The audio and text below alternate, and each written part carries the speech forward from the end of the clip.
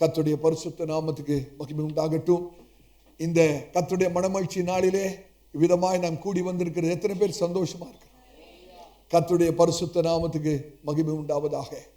ஆமென். கர்த்தர் இந்த நாளிலே நம்மோடு கூட பேசும்படியாக ஒரு நிமிஷம் நம் சிரங்களை தாழ்த்தி நான் ஜெபிக்கும்படியாய் கர்த்தரால் ஏவப்படுகிறேன்.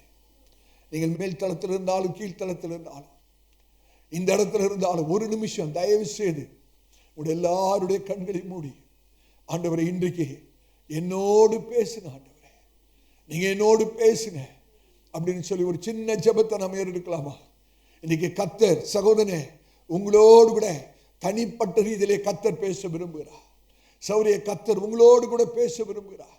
ஏதோ இந்த இடத்துல தற்செயலாய் வந்து விட்டோம் என்று ஒருபோதும் நினைக்க வேண்டாம். நீங்கள் இந்த இடத்துல தற்செயலாய் வரவில்லை. கர்த்தர் அவருடைய அநாதி தீர்மானத்தின்படி உங்களை அதிகமாய் நேசிக்கிறபடினாலே அவருடைய சமூகத்திலே கர்த்தர் அவருடைய கிருபையினாலே கூட்டி சேர்த்திருக்கிறார். ஒரு நிமிஷம் கண்களை மூடி ஜெபிப்போம். அன்பின் பிதாவே, ஆண்டவராய் இயேசுவின் நாமத்தில் உம்முடைய பாதப்பட வருகிறோம். இப்பொழுது உம்முடைய வசனத்தை தியானிக்கிற ஒரு முக்கியமான நேரத்துக்குள்ளே கடந்து வந்திருக்கிறோம். எங்களுடைய சிந்தைகளை கிறிஸ்து இயேசுவுக்குள்ளாக சிறைப்படுத்துகிறோம். ஒருபோதும் ஒருவருடைய சிந்தனையும் கர்த்தாவே சிதறவிடாதபடி, கர்த்தாவே அலைப்பாயாதபடி உம்முடைய வசனத்திலே கர்த்தாவே முழு கர்த்தாவே சிந்தனையும் வைத்து உம்முடைய வசனத்தை கூர்ந்து கவனித்து கர்த்தாவே உம்முடைய வார்த்தையாகிய கர்த்தாவே விதைகள் எங்களுடைய இருதயத்தில் விதைக்கப்படும் போது நூறத்திரியான பலனை பெற கர்த்தர் கிருபை செய்வீராக. எல்லா தடைகளையும் ஆண்டவராய் இயேசுவின் நாமத்திலே கடிந்து கொள்கிறோம். ஆண்டவரே, கொடி வந்த ஒவ்வொருவரையும் ஆசீர்வதியும். உம்முடைய நாமம் ஒன்று மாத்திரம் மகிமைப்படுவதாக. அடியானை மூடி மறைத்து உம்முடைய வார்த்தையின் வாயில வைத்து கர்த்தாவை தெளிவாக உம்முடைய சத்தியத்தை எங்களுக்கு விளங்கப்பட வேண்டுமாய் ஜெபிக்கிறோம். நாங்கள் சிறுக வேண்டும், நீங்க பெருக வேண்டும். இயேசு கிறிஸ்துவின் நாமத்தில் ஜெபம் கேளும் எங்கள் நல்ல பிதாவே. ஆமென், ஆமென். கர்த்தருடைய பரிசுத்த நாமத்துக்கு ஸ்தோத்திரம். இந்த நாளின் செய்தியின் தலைப்பு என்னவென்றால், நொறுக்கப்பட்டவர்களுக்கு கிறிஸ்துவின் கரிசனை. நொறுக்கப்பட்டவர்களுக்கு கிறிஸ்துவின் கரிசனை. God's care for the crushed. அநேக சமயங்களிலே நாம் நொறுக்கப்படுகிறோம், உடைக்கப்படுகிறோம். அநேகர் நம்மை காயப்படுத்தி விடுகிறார்கள். அநேக வேதனைகள் நமக்குள்ள இருக்கிறது. வெளியிலே ஒருவேளை நம்ம சிரித்தவர்களாக சந்தோஷமா இருக்கிறது போல மற்றவர்களுக்கு காண்பித்து விடலாம். ஆனால் உள்ளத்தின் ஆழத்தில் ஒரு வேதனை, உடைக்கப்பட்ட ஒரு அனுபவம் இருக்கிறது.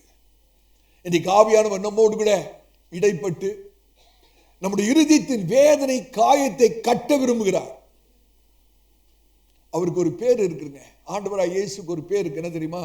ரண வைத்தியர். ரண வைத்தியர். நான் கர்த்தருடைய ஊழியக்காரனாக கர்த்தரால் ஏவப்பட்டு சொல்கிறேன், சிலருடைய இருதயத்திலே ஆறாத ரணம் இருக்கிறது, காயங்கள் இருக்கிறது, இன்னும் ஆறாத காயங்கள் இருக்கிறது. அது ரணமாக இருக்கிறது. அது யோசிக்கும் போதெல்லாம் வேதனை உண்டாகிறது. அநேக சமயங்களிலே ராக்காலங்களிலே தூங்க முடியவில்லை. ஆனால் அந்த காயங்களை ஆற்றக்கூடியவர் ஒருவர் உண்டானால் அவர் ஆண்டவராய் இயேசு மாத்திரம்தான். அவர் நம்முடைய இருதயத்தின் காயங்களை கட்டுகிறவர். ஹல்லேலூயா. எண்ணெயையும் திராட்சரசத்தையும் ஊற்றி காயம் கட்டுகிறவர் நம்முடைய ஆண்டவர். சில சமயத்திலே சத்துருடைய கிரியினாலே காயப்பட்டு குற்றூராய் விடப்படுகிறோம். அந்த சமயத்தில் ஆண்டவராய் இயேசு நல்ல சமாரியனாக நம்மை கடந்து வந்து, மனுஷர்கள் நம்மை பார்த்து கடந்து போவார்கள், ஆனால் ஆண்டவராய் இயேசு நம்மை பார்த்து கடந்து போகிறவர் அல்ல. அவர் நின்று காயம் கட்டுகிறவர். ஆகவே இந்த காலைவேளையிலே அடுத்த சில நிமிஷங்களுக்கு உங்களுடைய சிந்தனைகள் திசை திருப்பப்படாதபடி கர்த்தருடைய வார்த்தையை கூர்ந்து கவனிங்கள். ஆவியானவர் உங்களோடு கூட இடைப்பட்டு பேசுவார். ஆமென். அநேகர் பிரச்சனைகள் வரும்போது, போராட்டங்கள் வரும்போது உடைக்கப்படுகிறார்கள். ஆனால் ஆண்டவராய் இயேசுவை நம்பி ஜீவிக்கிறவர்கள் உடைக்கப்படுவதற்கு பதிலாக ஒரு பெரிய ஒரு பிரேக் த்ரூ, ஒரு பெரிய திருப்பு முனையை அனுபவிக்கிறார்கள். அநேகர் உடைக்கப்படும் போது கர்த்தர் மேல் நம்பிக்கை வைக்கிறவர்கள் உடைக்கப்படுகிறதில்லை, ஆனால் ஒரு பெரிய திருப்பு முனையை சந்திக்கிறார்கள். They face a great turning point, a breakthrough in their lives. கடந்த வாரத்திலே கர்த்தருடைய சமூகத்தில் நான் காத்திருந்த போது கர்த்தர் என்னோடு பேசின ஒரு காரியம் இருக்கிறது. அது என்னவென்றால், நல்ல கவனிங்க, கர்த்தருக்கு முன்பாக, நம்மை உண்டாக்கின சிருஷ்டி கர்த்தருக்கு முன்பாக நாம் உடைக்கப்படக்கூடியவர்களாய் இருக்கிறோம்.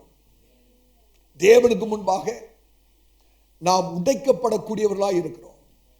காரணம் என்னவென்றால், நொறுங்குண்ட இருதயத்துக்கு கர்த்தர் சமீபமா இருக்கிறார். ஆமென். கர்த்தருடைய சமூகத்தில் நான் வரும்போது நான் உடைக்கப்படுகிறேன். கர்த்தரை ஆட்டி தேற்றுகிறார். ஆனால் சத்துருவாகிய பிசாசுக்கு முன்பாகவோ உலகத்துக்கு முன்பாகவோ நான் உடைக்கப்பட முடியாதவன். கர்த்தருக்கு முன்பாக உடைக்கப்படக்கூடியவன். ஆனால் சத்துருவாகிய பிசாசுக்கு முன்பாக, இந்த உலகத்துக்கு முன்பாக நான் உடைக்கப்பட முடியாதவன். சத்துருவாகிய பிசாசு ஒரு நாளும் உங்களை என்னை உடைக்க முடியாது. உலகம் உடைக்க முடியாது. ஹல்லேலூயா. அது மாத்திரமல்ல, நம்மை உண்டாக்கின சிருஷ்டி கர்த்தருக்கு முன்பாக நாம் அநேக பலவீனம் உள்ளவர்களாக, பாவம் உள்ளவர்களாக, குறை உள்ளவர்களாக காணப்படுகிறோம். ஆனால் சத்துருவாகிய பிசாசுக்கு முன்பாக, உலகத்துக்கு முன்பாக நாம் சர்வவல்ல தேவனாலே நீதிகரிக்கப்பட்ட, அவருடைய இரத்தத்தினாலே சுத்திகரிக்கப்பட்ட பரிசுத்தவான்களாய் இருக்கிறோம். சத்துரு ஒரு நாளும் நம்மளை குற்றம் சாட்ட முடியாது. சொல்றது எத்தனை பேர் விளங்குறது? தேவனுக்கு முன்பாக நான் குறைவுள்ளவன் தான். காரணம், அவர் மகா பரிசுத்தர். ஒருவரும் சேரக்கூடாத ஒளியிலே அவர் வாசமாயிருக்கிறவர். சில சமயங்களிலே கர்த்தருடைய சமூகத்தில் நான் போகும்போது, கர்த்தரை குறித்து தியானிக்கும் போது நான் இதை நினைப்பது உண்டு. வேதம் என்ன சொல்கிறது தெரியுமா? நம்முடைய ஆண்டவரை பற்றி, வானம் அவருடைய சிங்காசனம், பூமி அவருடைய பாதபடியாம். வானத்திலே, பரலோகத்திலே நம்முடைய தேவன் சிங்காசனத்தில் உட்காரும் போது, சிங்காசனம் எங்க இருக்கு? வானத்தில் இருக்கு. அவருடைய பாதபடி எங்க இருக்கிறது? பூமியில் இருக்கிறது. இப்படிப்பட்ட தேவனை, சர்வ வல்லமையுள்ள கர்த்தரை கொஞ்சம் கற்பனை பண்ணி பார்க்க முடியுமா? அப்படி என்றால், இந்த தேவன் நம்மோடு கூட இருக்கிறார். இந்த தேவன் நம்மோடு கூட இருக்கிறார். அவர் உட்கார்ந்து இருக்கும் போதே அவருடைய பாதபடி பூமியை தொடுகிறது. அப்ப உங்களோடு என்னோடு கூட அவர் நடந்து வரும்போது யோசிச்சு பாருங்க, நம்ம எந்த அளவுக்கு இருப்போம்? அவரு பூமியிலிருந்து வானத்துக்கு வரைக்கும் இருப்பார். அப்படிதானே? அப்படிப்பட்ட பெரிய பயங்கரமான தேவன் உங்களோடும் என்னோடும் கூட இருப்பார். ஹல்லேலூயா. கற்பனைக்கு அப்பாற்பட்ட ஒரு காரியம்.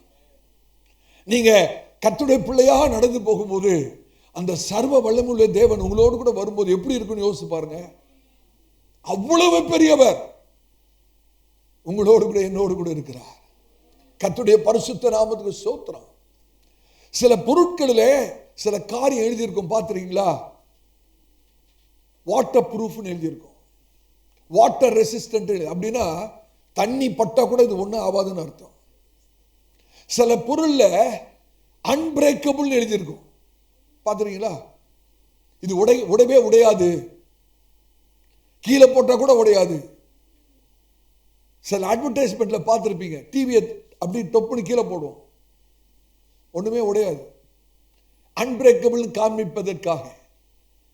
ஆனா இன்னைக்கு கர்த்தருடைய ஊழியக்காரனா சொல்றேன், கர்த்தருடைய பிள்ளைகளாய் இருக்கிறோம்னா கர்த்தர் உடைந்த உள்ளத்தை காயம் கட்டுகிற கர்த்தர். ஹல்லேலூயா. பல விதங்களிலே சத்துரு நம்மை உடைக்க அவன் பிரயாசப்படுகிறான். நம்மை சோர்வுற பிரயாசப்படுகிறான்.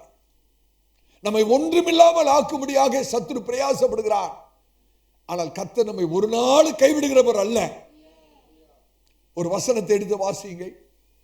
நான் அதிகமான நேரத்தை இன்னைக்கு நான் எடுக்கப் போவதில்லை.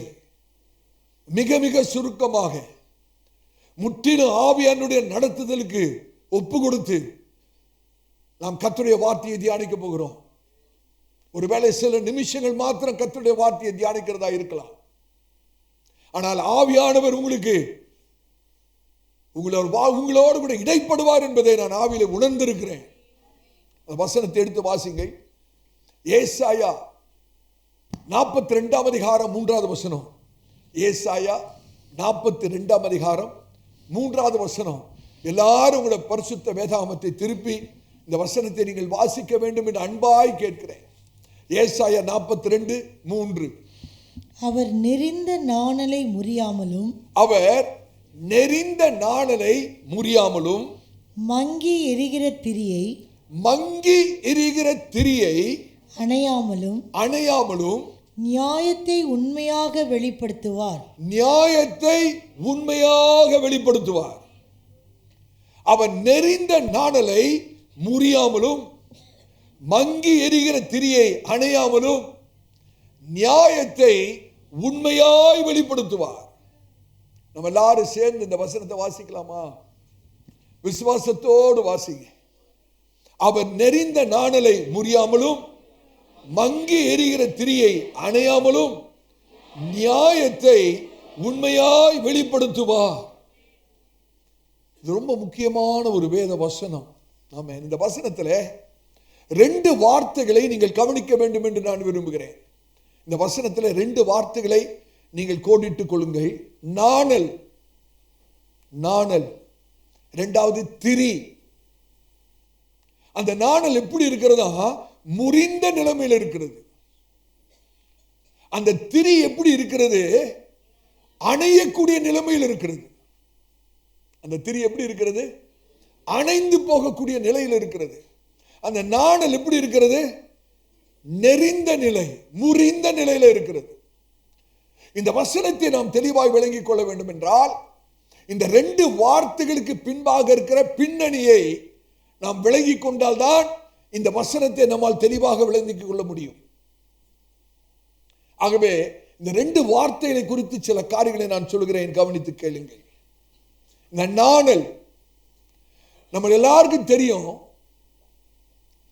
அந்த நாணல் எங்கே வளர்கிறது என்று சொல்லி, ஒரு ஆற்றங்கரையில் நீங்க பார்த்தீங்கன்னா, ஒரு கரையில அதிகமாக தண்ணீர் இருக்கக்கூடிய இடத்துல இந்த நாணல் முளைத்து எழும்புகிறது.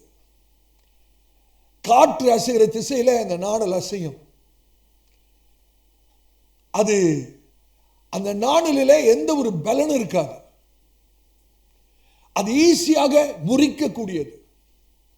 சில சமயத்தில் ரொம்ப வேகமாக காத்தடிச்சு அப்படியே உடைஞ்சிடும். எத்தனை பேருக்கு தெரியும்? பீட்டர் என்னாலே என்ன தெரியுமா? நாணல் தான். பீட்டர் கிரேக்க பதம், அதோட அர்த்தமே ரீடுன்னு தான் அர்த்தம். நாணல் தான், ஈஸியா முறியக்கூடியவர். இந்த நாணலை குறித்து கொஞ்சம் சற்று நீங்க யோசிச்சு பாருங்க. இந்த நாணலுக்கு எபிரேய வார்த்தை என்னன்னு கேட்டீங்கன்னா கானே அப்படின்னு எழுதப்பட்டிருக்கும். எபிரேயத்தில் இந்த நாணலுக்கு கானேன்னு எழுதப்பட்டிருக்கும். நீங்க சிந்தித்து பார்க்கும்படியா நான் பேசுகிறேன். தாவீதை குறித்து நாம அதிகமா வேதத்தில் வாசிக்கிறோம். தாவீது எப்படி அந்த இசை திறனை அவர் அவ்வளவாய் வளர்த்து கொண்டார் என்று சொல்லி நாம் யோசிக்கும் போது நம்ம எல்லாருக்கும் தெரியும், தாவீது ஒரு பெரிய இசைக்கலைஞர். எத்தனையோ புதிய பாடல்களையும் புதிய சங்கீதங்களையும் கர்த்தருக்காக எழுதி கர்த்தருக்காக பாடி தன்னுடைய வாலிப நாட்களிலே அநேக புதிய பாடல்களையும் சங்கீதங்களையும் எழுதின ஒரு மனுஷன் தான் தாவீது. தாவீது எப்படி இந்த இசை ஞானத்தை வளர்த்து கொண்டார் என்றால், அந்த நாட்களிலே வனாந்திரத்திலே ஆடு மேய்க்கிற மெய்ப்பர்கள் அவர்களுக்கு கொஞ்சம் இசை ஞானம் இருக்குமானால் அவர்கள் என்ன பண்ணுவாங்களாம், இந்த ஆற்றங்கரையில் இருக்கிற அந்த நாணலை பிடுங்கி அந்த நாணலை ஒன்றாக இணைத்து கட்டி அதுல சில துவாரங்களை இட்டு அந்த ஒரு ஃப்ளூட், தமிழ்ல புல்லாங்குழல் செய்வார். யோசிச்சு பாருங்க, அந்த ஆடு மேய்க்கிற மேய்ப்பர்கள் வனாந்திரத்தில் அந்த முழு நேரத்தையும் செலவழிக்கணும். எப்படி நேரத்தை செலவழிக்கிறது? அவங்க பண்ணுகிற ஒரு காரியம், அந்த மேய்ப்பர்களெல்லாம் அந்த 2 நாளில் எடுத்து ஒன்றாக கட்டி அதில் சின்ன துவாரங்களை இட்டு ஒரு புல்லாங்குழல் மாதிரி செய்து அதில் அநேக அருமையான இசையை அவர்கள் உருவாக்குவார். ஆனால் அந்த நாணல்னு சொல்லும்போது அது லகுவாக அந்த ஒரு இசைக்கருவியை அதனால் செய்ய முடியும். அதே சமயத்தில் அது ரொம்ப சீக்கிரத்தில் பழுதடையக்கூடிய ஒரு காரியம். ஏன்னா நாணலிலே பலன் இல்லை. அதை 2-3 தடவை ஊதுனோன்னு பயன்படுத்தணும்னு அது அப்படியே முறிஞ்சிரும்,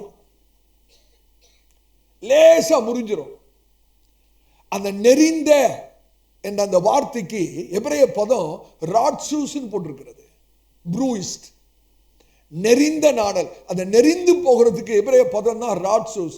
ராட்சூஸ்னா லகுவாக பழுதடையக்கூடியது, லகுவாக உடையக்கூடியது. அப்ப அந்த மேய்ப்பர்கள் அந்த நாணலை வைத்து சின்ன புல்லாங்குழல் செய்து அதுல ஒரு இசையை உண்டு பண்ணி அதுல மகிழும் போது சீக்கிரத்திலே அது பழுதடைந்து விடுமா, அது முறிந்து விடும். அப்படி பழுதடையும் போது அந்த மேய்ப்பர்கள் அதை தூக்கி எறிந்து விடுவார்கள். அல்லனா கால் கீழே போட்டு மிதிச்சிருவாங்க. மிதிச்சிட்டு வேற நாணலை போய் எடுத்து 2 ஒன்றாக கட்டி அதில் துவாரம் இட்டு ஒரு புதிய இசை கருவியை உண்டு பண்ணி பயன்படுத்துவார். ஆனா அதுல சில மேய்ப்பர்கள் அவர்கள் பயன்படுத்தின அந்த இசைக்கருவி இருக்கு இல்லையா, அந்த இசைக்கருவி மேல ஒரு அட்டாச்மெண்ட் வந்துருமா, ஒரு அன்பு வந்துருமா, ஒரு பாசம் வந்துருமா. ஏன்னா அதுல இருந்து அவ்வளவு அழகான ஒரு இசை வந்தபடினாலே அது உடைந்து முறிந்து நெறிந்து போன பிறகும் அதை தூக்கி எறிய மனதில்லாமல் அதிலே அவருடைய இருதயம் ஒன்றாய் இணைந்திருக்கிறபடினாலே அதன் மேல ஒரு பாசம் உண்டானபடினாலே ஒரு சென்டிமெண்டல் ஃபீலிங், ஒரு அட்டாச்மெண்ட் அந்த இசைக்கருவி மேல உண்டானதுனால சில மெய்ப்பர்கள் அதை தூக்கி எறியாதபடி ஒரு இடத்துல உட்கார்ந்து அதை பழுது பார்த்து அதை சரியாக கட்டி திருப்பியும் அதே இசைக்கருவி மூலமாக அற்புதமான ஒரு இசையை உண்டாக்குவார்களாம். இன்னைக்கு இதை கேட்டுக்கொண்டிருக்கிற அருமையான சகோதரியே சகோதரியே, ஒருவேளை நீங்க முறிந்து போன அந்த நாளலை போல இருக்கலாம், பழுதடைந்த அந்த ஒரு இசைக்கருவியை போல இருக்கலாம்.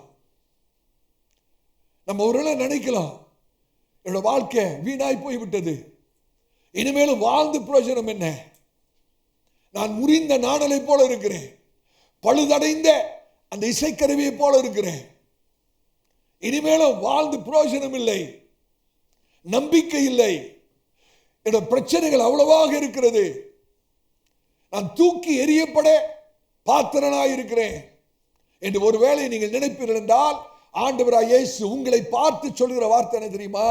என் மகனே மகளே, இன்றைக்கு நீ முறிந்த நாணலை போல நெறிந்த நாணலை போல இருக்கலாம், ஆனால் நான் உன்மேல் என்னுடைய அன்பை வைத்திருக்கிறபடினாலே,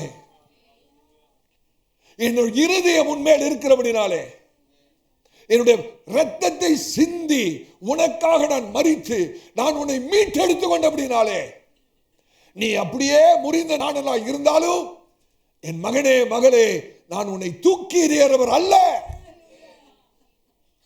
ஒரு மெய்ப்பன் முறிந்த நாளலை அந்த இசைக்கருவியை பயன்படுத்தி விட்டு பழுதான போது தூக்கி எறியது போல நான் உன்னை தூக்கி எறிகிற தேவன் அல்ல.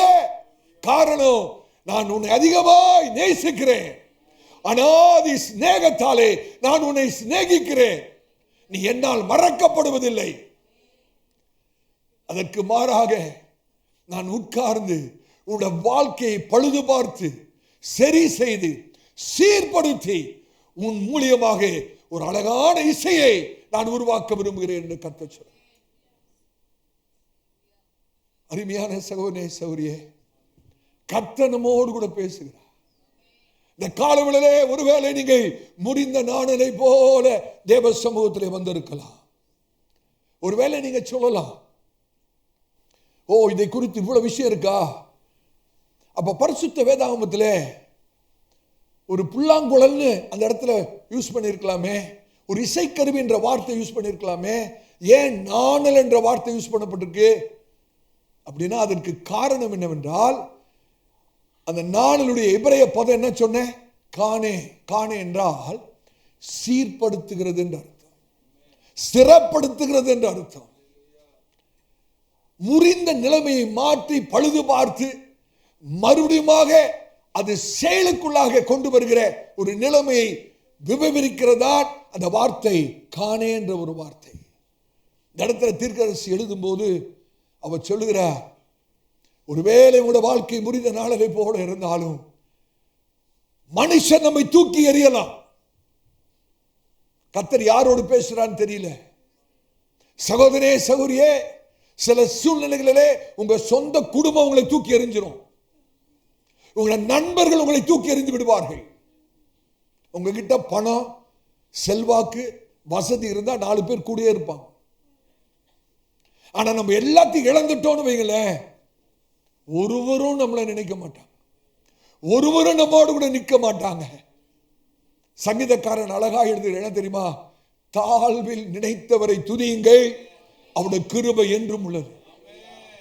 தாழ்வில் நினைத்தவரை துதியுங்கள், அவருடைய கிருபை என்றும் உள்ளது. எனக்கு அருமையானவர்களே, நம்முடைய தாழ்விலே நம்மை நினைக்கக்கூடியவர் ஒருவருமே இல்லை. நம்முடைய தாழ்மையான நிலைமையிலே, எல்லாவற்றையும் இழந்து போன நிலைமையிலே நம்மை நினைக்கக்கூடியவர் ஒருவர் உண்டானால் அவர் ஆண்டவராகிய இயேசு கிறிஸ்து மாத்திரம். நம்முடைய சொந்தக்காரங்க நினைக்க மாட்டாங்க, நம்முடைய நண்பர்கள் நினைக்க மாட்டாங்க. உறுதுணையாய் கூடவே இருந்தவங்க எல்லாம் விலகி போயிடுவாங்க. நம்ம தாழ்ந்துட்டோம், எல்லாவற்றையும் இழந்துட்டோம் அப்படின்னா நம்மோடு கூட நிற்க ஒருவரும் இருக்க மாட்டாங்க. நீங்க போன் பண்ணா கூட போன் எடுக்க மாட்டாங்க தெரியுமா? நீங்க வசதியா இருந்தா உங்களுக்கு போன் வந்துகிட்டே இருக்கும். நீங்க எல்லாத்தையும் இழந்துட்டீங்கன்னு வைங்களேன், நீங்க மற்றவங்களுக்கு எத்தனை தடவை போன் பண்ணாலும் அந்த பக்கத்துல போன் எடுக்கவே மாட்டாங்க. நம்மளுக்கு என்னத்துக்கு பிரச்சனை? இந்த ஆள் போன் பண்ணா கடன் தான் கேட்க போறாரு, உதவி தான் கேட்க போறாரு அப்படின்னு போனவே எடுக்க மாட்டாங்க. இதாங்க மனுஷன், இதான் மனுஷன். ஆனா நம்முடைய ஆண்டவர் அப்படி அல்ல. இன்னைக்கு காலையில சொல்றார், மகனே மகளே, நீ நெறிந்த நாளல் தான், முறிந்து போன நாளல் தான், தூக்கி எறியப்படக்கூடிய நிலைமையில் இருக்கிறாய், உண்மைதான். ஆனால் நான் உன்னை தூக்கி எறிகிற தேவன் அல்ல. காரணம், நான் உன்னை அநாதி சிநேகத்தாலே நான் உன்னை சிநேகித்திருக்கிறேன், என்னோட அன்பை உன்மேல் வைத்திருக்கிறேன், உனக்காக என்னுடைய ஜீவனையே கொடுத்திருக்கிறேன், உனக்காக கல்வாரி சிலுவையிலே என்னுடைய ரத்தத்தை சிந்திருக்கிறேன், என்னால் மறக்கப்படுவதில்லை. ஹல்லேலூயா. ஒருவேளை நம்முடைய வாழ்க்கை பாவத்து நிமித்தம் நெறிந்த நாணலை போல காணப்படலாம். ஆனால் ஆண்டவர் தூக்கி எறிய மாட்டார். மற்றவங்க நம்மளை மிதிக்கிற மாதிரி ஆண்டவர் மிதிச்சிட மாட்டார். ஆனா அன்பாக நம்முடைய வாழ்க்கையை சீர்படுத்தி சரிபடுத்தி அவருடைய ரத்தத்தாலே நம்முடைய பாவங்களை கழுவி, ஹல்லேலூயா, நம்மை கொண்டே கர்த்தர் பெரிய காரியங்களை செய்வார். கர்த்தருடைய பரிசுத்த நாமத்துக்கு ஸ்தோத்திரம். ஹல்லேலூயா. இந்த 2வது வார்த்தையை கவனிங்க. திரி, மங்கி எரிகிற திரி. இதோடைய சித்திரம் என்னவென்றால், அந்த நாட்களிலே வீடுகளிலே எண்ணெய் விளக்கு வைத்திருப்பார்கள், ஆயில் லேம்ப்ஸ். அதிலே அவர்கள் எண்ணெயை ஊற்றி ஒரு திரியை அதில் வைத்து நெருப்பு கொளுத்தி வெளிச்சம் வரத்தக்கதாக அந்த எண்ணெய் விளக்கை அவர்கள் பயன்படுத்துவார்கள். கொஞ்ச நேரம் அது நல்லா எரியுங்க. அதற்கு பிறகு எண்ணெய் முடிந்து விட்டது என்றால் அவங்க என்ன பண்ணுவாங்களா, அந்த எரிந்து கருப்பான அந்த திரியை தூக்கி எரிஞ்சிட்டு புதிதாக எண்ணெயை ஊற்றி அந்த விளக்கில் இன்னொரு புதிய திரியை வைத்து மறுபடியும் கொளுத்தி எரிய வைப்பார்களாம். ஆனா இன்னைக்கு ஆண்டவர் சொல்றாரு, என் மகனே மகளே, ஒருவேளை உங்களோட வாழ்க்கை மங்கி எரிகிற திரியை போல இருக்கலாம். விளக்குல எண்ணெய் இல்லை, விளக்குல எண்ணெய் இல்லை. திரி கருகிடுச்சு. மற்றவங்க அந்த திரியை தூக்கி எறிகிற மாதிரி ஆண்டவர் மங்கி எறிகிற திரியை தூக்கி எறிகிறவர் அல்ல. என்ன ஆகி போயிடுச்சு? ஆண்டவர் என்ன தெரியுமா பண்ணுவாரு? புதிய எண்ணெய் ஆகிய பரிசுத்த ஆவியானவரை நமக்குள்ளே ஊற்றி அந்த திரியை தூக்கி எறியாதபடி அந்த எரிந்த கருத்து போன திரியை வேண்டாத பகுதியிலே கத்தரித்து அதே திரியை மறுபடியும் தீ மூட்டி கொளுத்தி ஒரு பிரகாசத்தை உண்டு படுகிற தேவன் நம்முடைய தேவன். கர்த்தருடைய பரிசுத்த நாமத்துக்கு ஸ்தோத்திரம். நாம் வாழ்ந்து கொண்டிருக்கிற உலகம் எப்படி இருக்கு தெரியுமா? இந்த 21வது நூற்றாண்டு சமுதாயத்தின் கலாச்சாரம் சொல்றோம் பாருங்க. We are living in a disposable throwaway society. நான் சொல்றது உங்களுக்கு விளங்கும்னு நினைக்கிறேன். நம்முடைய பொருளாதார காரியத்தை நாம் யோசிக்கும் போது ஒரு பொருள் கெட்டு போய்விட்டது என்றால் இன்றைய சூழ்நிலை வாலிப சமுதாயத்தை குறித்து நான் சொல்றேன். ஒருவேளை வயதானவர்கள் நம்முடைய மனநிலை வேற மாதிரி இருக்கும். என்ன தெரியுமா? எத்தனை வருஷம் பயன்படுத்தி கெட்டு போனாலும் அதை தூக்கி போட மாட்டோம். நம்ம எல்லாம் வயதானவங்க அதை வச்சு அதை ரிப்பேர் பண்ண முடியுமா அப்படின்னு யோசிப்போம். ஆனா இன்னைக்கு சமுதாயம் அப்படி அல்ல. ஒரு காரியம், ஒரு பொருள் கெட்டு போயிடுச்சுன்னா இன்றைய சமுதாயம் எப்படி தெரியுமா? தூக்கி எறிஞ்சிட்டு ஒரு புதுசா வாங்கிறோம். அந்த சமுதாயத்தில் தான் நாம் இருக்கிறோம். ஆமென். நான் எதை சொல்ல வரேன்னா, உங்களோட சரீரத்தில் பலன் இருக்கிற வரைக்கும், உங்களால சில காரியங்களை செய்ய முடிகிற வரைக்கும், உங்களால மற்றவர்களுக்கு ஒரு ஆதாயம் வருகிற வரைக்கும், ஒரு கம்பெனிலையோ ஒரு ஆபீஸ்லயோ உங்களை வச்சு உங்களுக்கு சம்பளம் கொடுப்பாங்க. ஆனா என்றைக்கு ஒரு சுகவீனம் வருதோ, சரீரத்தில் பலவீனப்பட்டுறோமோ, நம்மளால ஒன்றும் செய்ய முடியல என்ற ஒரு நிலைமை வரும்போது எந்த கம்பெனி நம்மளை வைக்க மாட்டோம், தூக்கி எறிஞ்சிருவாங்க. நான் சொல்றது எத்தனை பேருக்கு? என்னால லாபம் வருதுன்னா அந்த கம்பெனி என்னை வச்சிருக்கோம், எனக்கு சம்பளம் கொடுக்கும். ஆனா நான் வியாதிப்பட்டுட்டேன், பலவீனப்பட்டுட்டேன், என்னால ஒன்றும் செய்ய முடியல என்ற ஒரு நிலைமையில எந்த கம்பெனி என்னை வைக்காது. என்னை தூக்கி எறிஞ்சிட்டு எனக்கு பதிலா இன்னொரு ஆளை கொண்டாந்து வச்சிரும். எத்தனை பேர் ஒத்துக்கொள்ள முடியும்? ஹல்லேலூயா. ஆனா நம்முடைய ஆண்டவர் அப்படி அல்ல. பலவீனன் என்று என்னை தள்ளுகிறவர் ஆண்டவர் அல்ல. உலகம் தள்ளிரும் பிரதர், உலகம் தள்ளிரும். நீங்க பலவீனப்பட்டுட்டீங்கன்னா, வியாதிப்பட்டுட்டீங்கன்னா உலகம் ஒதுக்கி தள்ளிரும்.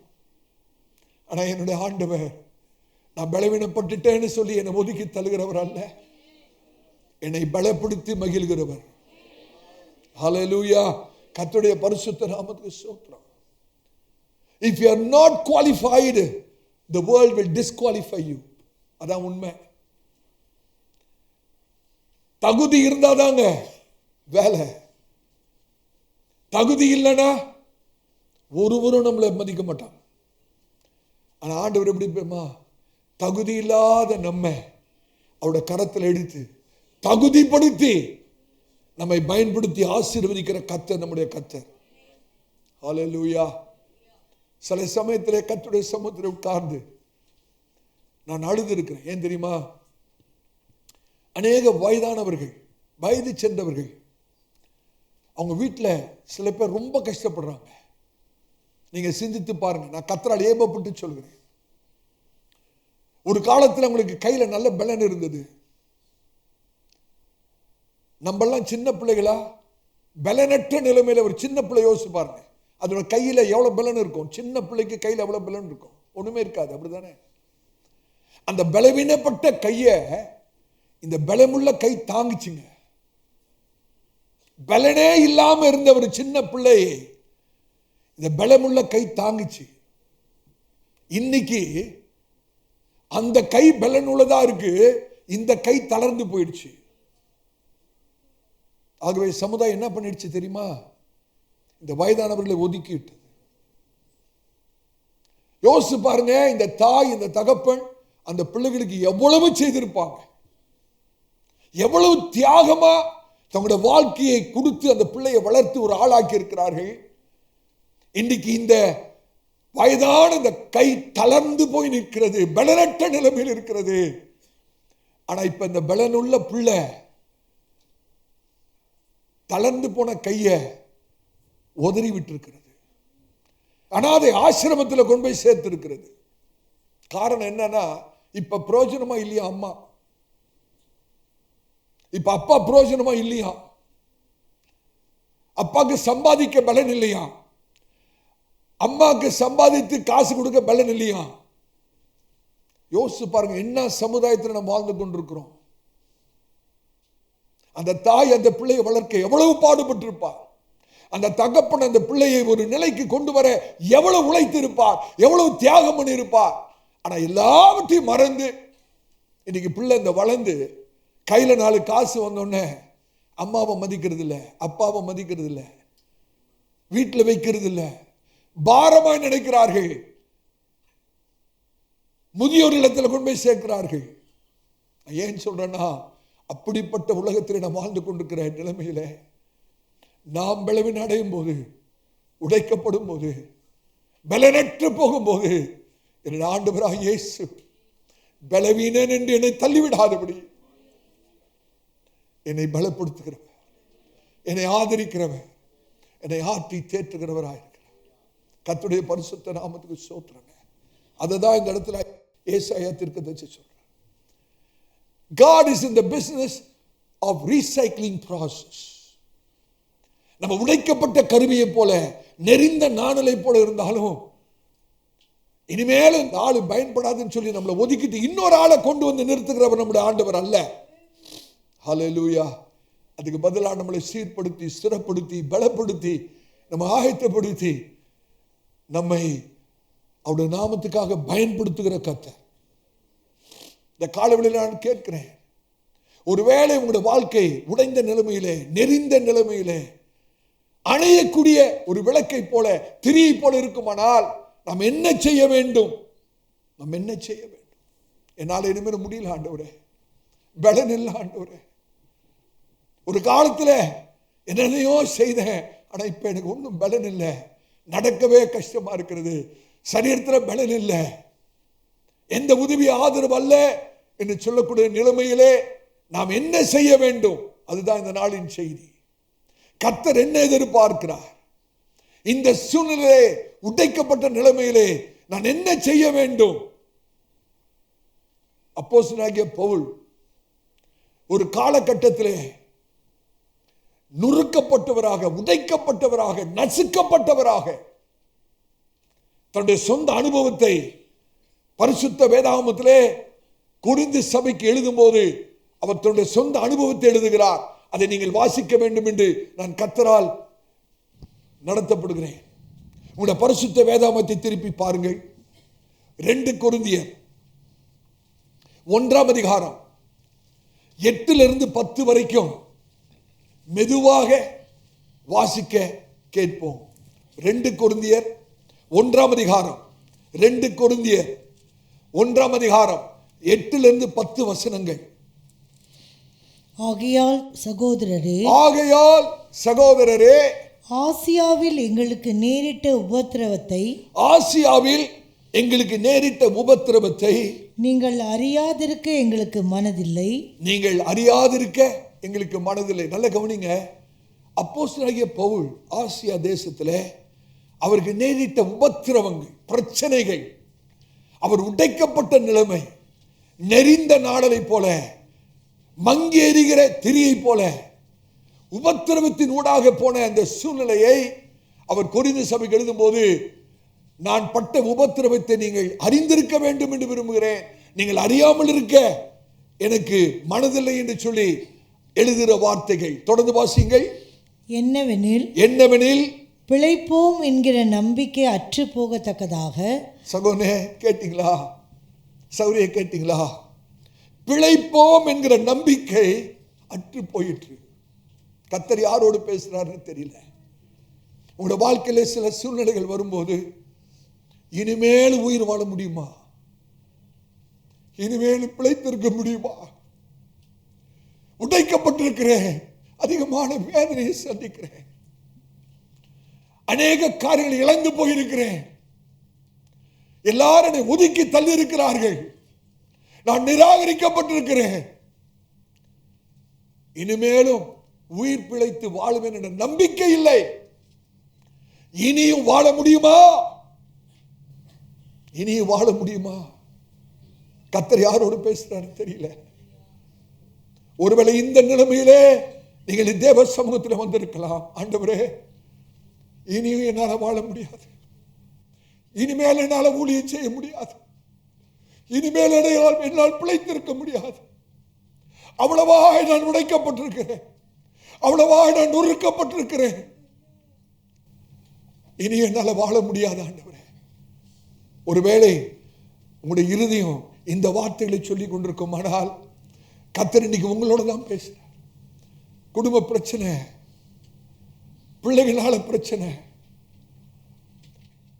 வேலை ஸ்தலத்தில் பிரச்சனை, இனிமேல் இந்த இடத்துல வேலை செய்ய முடியுமான்னு தெரியல, இனிமேல் இந்த குடும்பத்தில் வாழ முடியுமான்னு தெரியல, இனிமேலும் என்னுடைய சூழ்நிலையை சமாளிக்க முடியுமான்னு தெரியல.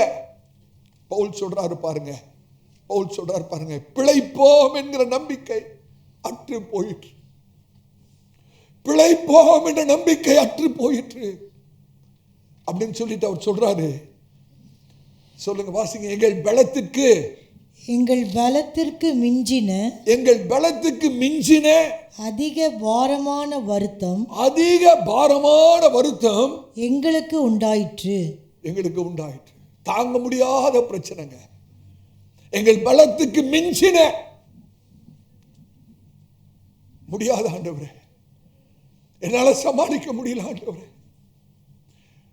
ராத்திரில தூக்கம் வரல ஆண்டவரே, மனதில் அவ்வளவு வேதனை இருக்கிறது, இருதயம் கலங்கி இருக்கிறது, துக்கத்தால் நிரம்பி இருக்கிறேன் ஆண்டவரே. எங்கள் பலத்துக்கு மிஞ்சின அதிக பாரமான வருத்தம் எங்களுக்கு உண்டாயிருக்கிறது அப்படின்னு சொல்லிட்டு 9ஆம் வசனத்தில் சொல்றாரு பாருங்க. நாங்கள் எங்கள் மேல் நம்பிக்கையாயிராமல், அந்த வசனத்தை முழுமையா வாசிங்க. நாங்கள் எங்கள் மேல் நம்பிக்கையாயிராமல் மரித்தோரை எழுப்புகிற தேவன் மேல் நம்பிக்கையாய் இருக்கத்தக்கதாக மரணம் வரும் என்று நாங்கள் எங்களுக்குள்ளே நிச்சயித்திருந்தோம். அப்போஸ்தலர் பவுல் என்ன தெரியுமா சொல்றாரு? இவ்வளவு நெருக்கம் வந்ததுனாலதான் நாங்க ஒரு பெரிய பாடத்தை கற்றுக்கிட்டோம். அந்த பாடம் என்ன தெரியுமா? இனிமேலும் நாங்கள் எங்களுடைய நம்பிக்கையை எங்கள் மேல வைக்க கூடாது, மரித்தோரை உயிரோடு எழுப்புகிற தேவன் மேலே நம்பிக்கையை வைக்கத்தக்கதாக இந்த காரியங்களுடைய வாழ்க்கையிலே சம்பவித்தது. அநேக சமயத்தில் கர்த்தர் பயங்கரமான ஒரு சூழலை உருவாக்கி அனுமதிக்கிறதுக்கு காரணம் அப்போஸ்தலர் பவுல் சொல்றார். இந்த நெருக்கம் வராம இருக்குமானா, இந்த வேதனை எங்களுக்கு வராம இருக்குமானா, நாங்க என்ன பண்ணிருப்போம் தெரியுமா? எங்களுடைய நம்பிக்கையை எங்க மேல வச்சிருப்போம், எங்களுடைய பலத்தின் மேல வச்சிருப்போம், எங்களுடைய சாமர்த்தியத்தின் மேல வச்சிருப்போம், எங்களுடைய ஞானத்தின் மேல வச்சிருப்போம், எங்களுடைய அனுபவத்தின் மேல வச்சிருப்போம். ஆனா இந்த பயங்கரமான சூழ்நிலை வந்ததுனால ஒரு பெரிய பாடத்தை கற்றுக்கிட்டோம். அந்த பாடம் என்ன தெரியுமா? இனிமேலும் என்னுடைய நம்பிக்கை எங்கள் மேல் வைக்காமல் மரித்தோரை உயிரோடு எழுப்புகிற தேவன் மேல் நம்பிக்கை வைக்கத்தக்கதாக. எனக்கு அருமையான சகோதரி, இதைதான் கர்த்தர் நம்மிடத்தில் எதிர்பார்க்க. ஒருவேளை உங்களுடைய நம்பிக்கை உங்கள் மேல் வைத்திருப்பீர்கள் என்றால், உங்களுடைய பலத்தின் மேல் வைத்திருப்பீர்கள் என்றால், வங்கியில் இருக்கிற பணத்தின் மேல் வைத்திருப்பீர்கள் என்றால், இன்னைக்கு ஒரு தீர்மானம் பண்ணுங்க. ஆண்டவரே, இனிமேல் உங்களுடைய நம்பிக்கை எங்கள் மேல் அல்ல, என்னோட நம்பிக்கை உம்மீது. அவர் எப்படிப்பட்டவர் தெரியுமா? மரித்தோரை உயிரோடு எழுப்பத்தக்கவர். பவுல் என்ன திரும்ப சொல்றாரு?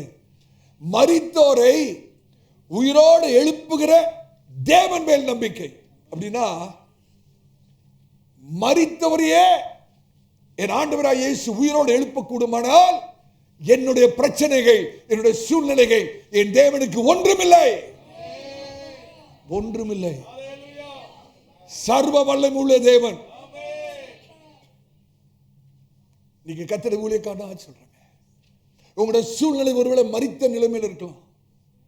இனிமேலும் வாய்ப்பே இல்லை, இனிமேலும் நம்பிக்கையே இல்லை, இனிமேல் யாரும் ஒண்ணும் செய்ய முடியாது என்ற மரித்த நிலைமையை கூட உயிர்ப்பிக்கிற தேவன் மேலே நம்முடைய நம்பிக்கையை வைக்கிறோம். ஹல்லேலூயா அப்படின்னு சொல்லிட்டு 10வது வசனத்தில் அவர் சொல்றாரு பாருங்க, அருமையான வார்த்தைகள். 10வது வசனத்தில், அப்படிப்பட்ட மரணத்தின் நின்றும் அவர் எங்களை தப்புவித்தார், அவர் எங்களை தப்புவித்தார், இப்பொழுதும் தப்புவிக்கிறார், இன்னும் தப்புவிப்பார் என்று அவரை நம்பி இருக்கிறோம். அவர் கடந்த காலத்துக்கு மாத்திரமல்ல, நிகழ்காலத்துக்கு மாத்திரமல்ல, அவர் எதிர்காலத்துக்கும் அவர்தான். அப்படிப்பட்ட மரணத்தினின்று அவர் எங்களை தப்புவித்தார், இப்பொழுதும் தப்புவிக்கிறார், இனிமேலும் தப்புவிப்பார் என்று அவரையே நம்பி இருக்கிறோம். எத்தனை பேருக்கு இந்த நம்பிக்கை இருக்கிறது? கர்த்தருடைய பரிசுத்த நாமத்துக்கு ஸ்தோத்திரம்.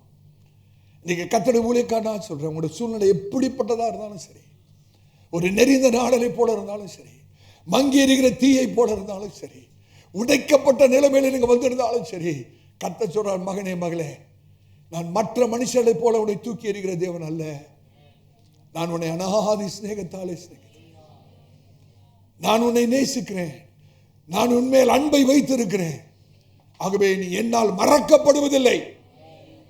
மனுஷர்கள் ஈஸியா மறந்துடுவாங்க, நீங்க செய்த நன்மையெல்லாம் மறந்துடுவாங்க. நீங்க ஏதாவது ஒரு சின்ன காரியம் உங்களுக்கு விரோதமா செய்த அதை மாத்திரம் மறக்க மாட்டாங்க வாழ்க்கை பூரா.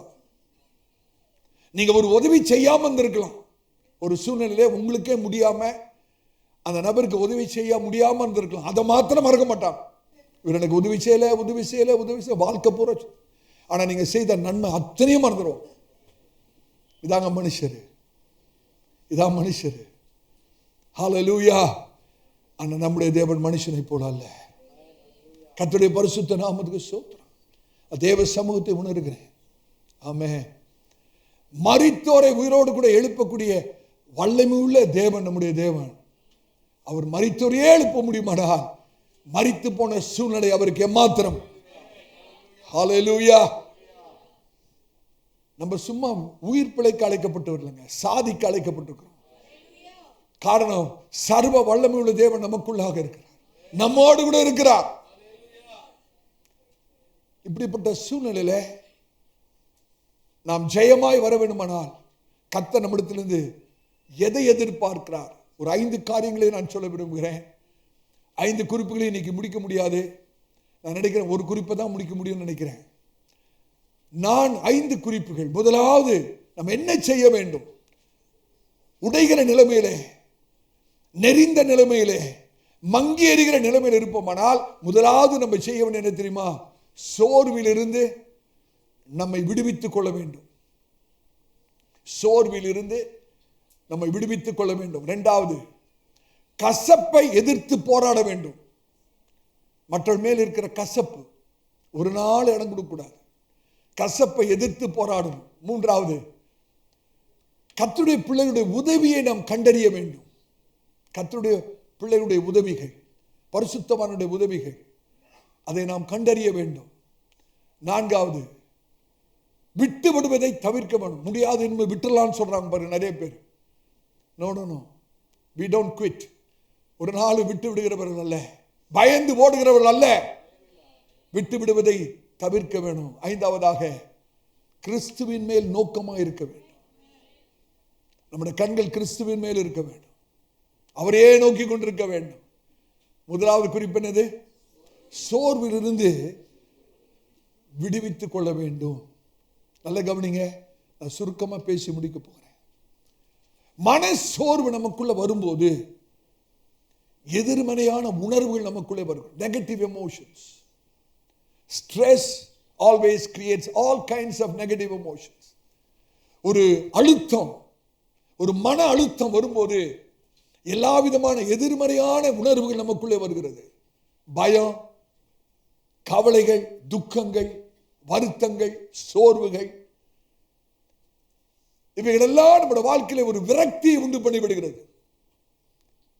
வாழ்க்கையை வெறுத்துடலாமா? இனிமேலும் வாழ்ந்து என்ன பிரயோஜனம்? செத்து போனாலே நல்லா இருக்கும். எத்தனை பேர் சொல்லியிருக்கிறீங்க? நான் கர்த்தருடைய ஊழியக்காரனா சொல்றேன், ஆண்டவர் உங்களுடைய எல்லா ஜெபத்தையும் கேட்பாரு, இந்த ஒரு ஜெபத்தை தவிர. ஏன் தெரியுமா? அவர் நல்லவருங்க. ஆண்டவரே எடுத்துக்கொள்ளுங்க. ஆண்டவரே, எப்படி இந்த உலகத்தில் நான் வாழ வேண்டாம், பிரச்சனை அதிகமா இருக்கு, நான் செத்து போனா நல்லது. அந்த ஜெபத்தை ஆண்டவர் கேட்டிருந்தா என்ன ஆயிருக்குங்க? அவர் கேட்காம இருக்கிறாருன்னா என்ன அர்த்தம்? ரொம்ப நல்லவர்னு அர்த்தம். அந்த ஜெபத்தை கேட்டிருந்தா இன்னைக்கு இங்க இருப்போம். நம்ம அர்த்தப்படுத்துகிறது இல்லை, சும்மா சொல்றது தான். இப்படி சொல்றவங்க ஒரு சின்ன தலைவலி வந்தா உடனே டாக்டர்கிட்ட ஓடுவாங்க பாருங்க. பயம், சாவுக்கு அவ்வளவு பயம். அநேக காரியங்கள் ஆண்டவர்கிட்ட சொல்றது நம்ம அர்த்தப்படுத்துகிறதே இல்லை. அது ஆண்டவருக்கே நல்லா தெரியும். ஆனால் தான் ஆண்டவர் அந்த ஜெபத்தெல்லாம் அப்படியே கேட்கறதே இல்லை, அப்படியே விட்டுறார். அதுக்கு நம்ம ஆண்டவருக்கு நன்றி சொல்லணும். ஆமென்.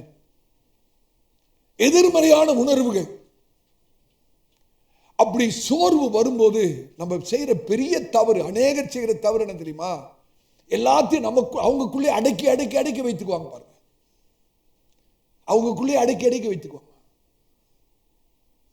நம்ம செய்யற பெரிய தவறு. நான் இப்படி சொல்றேன், உங்களுக்கு விளங்க முடியா? யோசிச்சு பாருங்க, உங்களோட வீடு ஒரு நாள் அலங்கோலமா இருக்கு. உங்களோட வீடு அலங்கோலமா இருக்கு. திடீர்னு ஒரு முக்கியமான நபர் உங்க வீட்டுக்கு வரார். எதிர்பாராத ஒரு நபர் வீட்டுக்கு வரார். சகோதரி என்ன பண்ணுவீங்க? அவசரமா எல்லாத்தையும், இந்த கார்பெட் இருக்கு பாருங்க, அது கீழே தள்ளி விட்டு, அப்படி இல்லைன்னா ஒரு பெரிய ஒரு பிளாங்கெட், ஒரு போர்வை கொண்டாந்து எல்லாத்தையும் போத்தி விட்டு,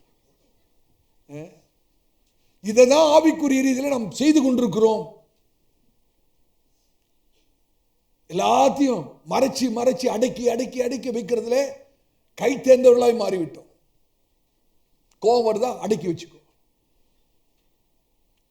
மன வேதனை வருதா அடக்கி வச்சுக்கோ, கவலை வருதா அடக்கி வச்சுக்கோ, வெளியே காண்பிக்காத.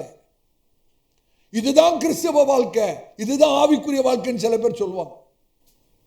கோபம் வந்தா கூட கோபம் பயங்கரமா வரும், பல்ல கடிச்சிட்டு இருப்பாங்க பார்த்தீங்களா சில பேர்.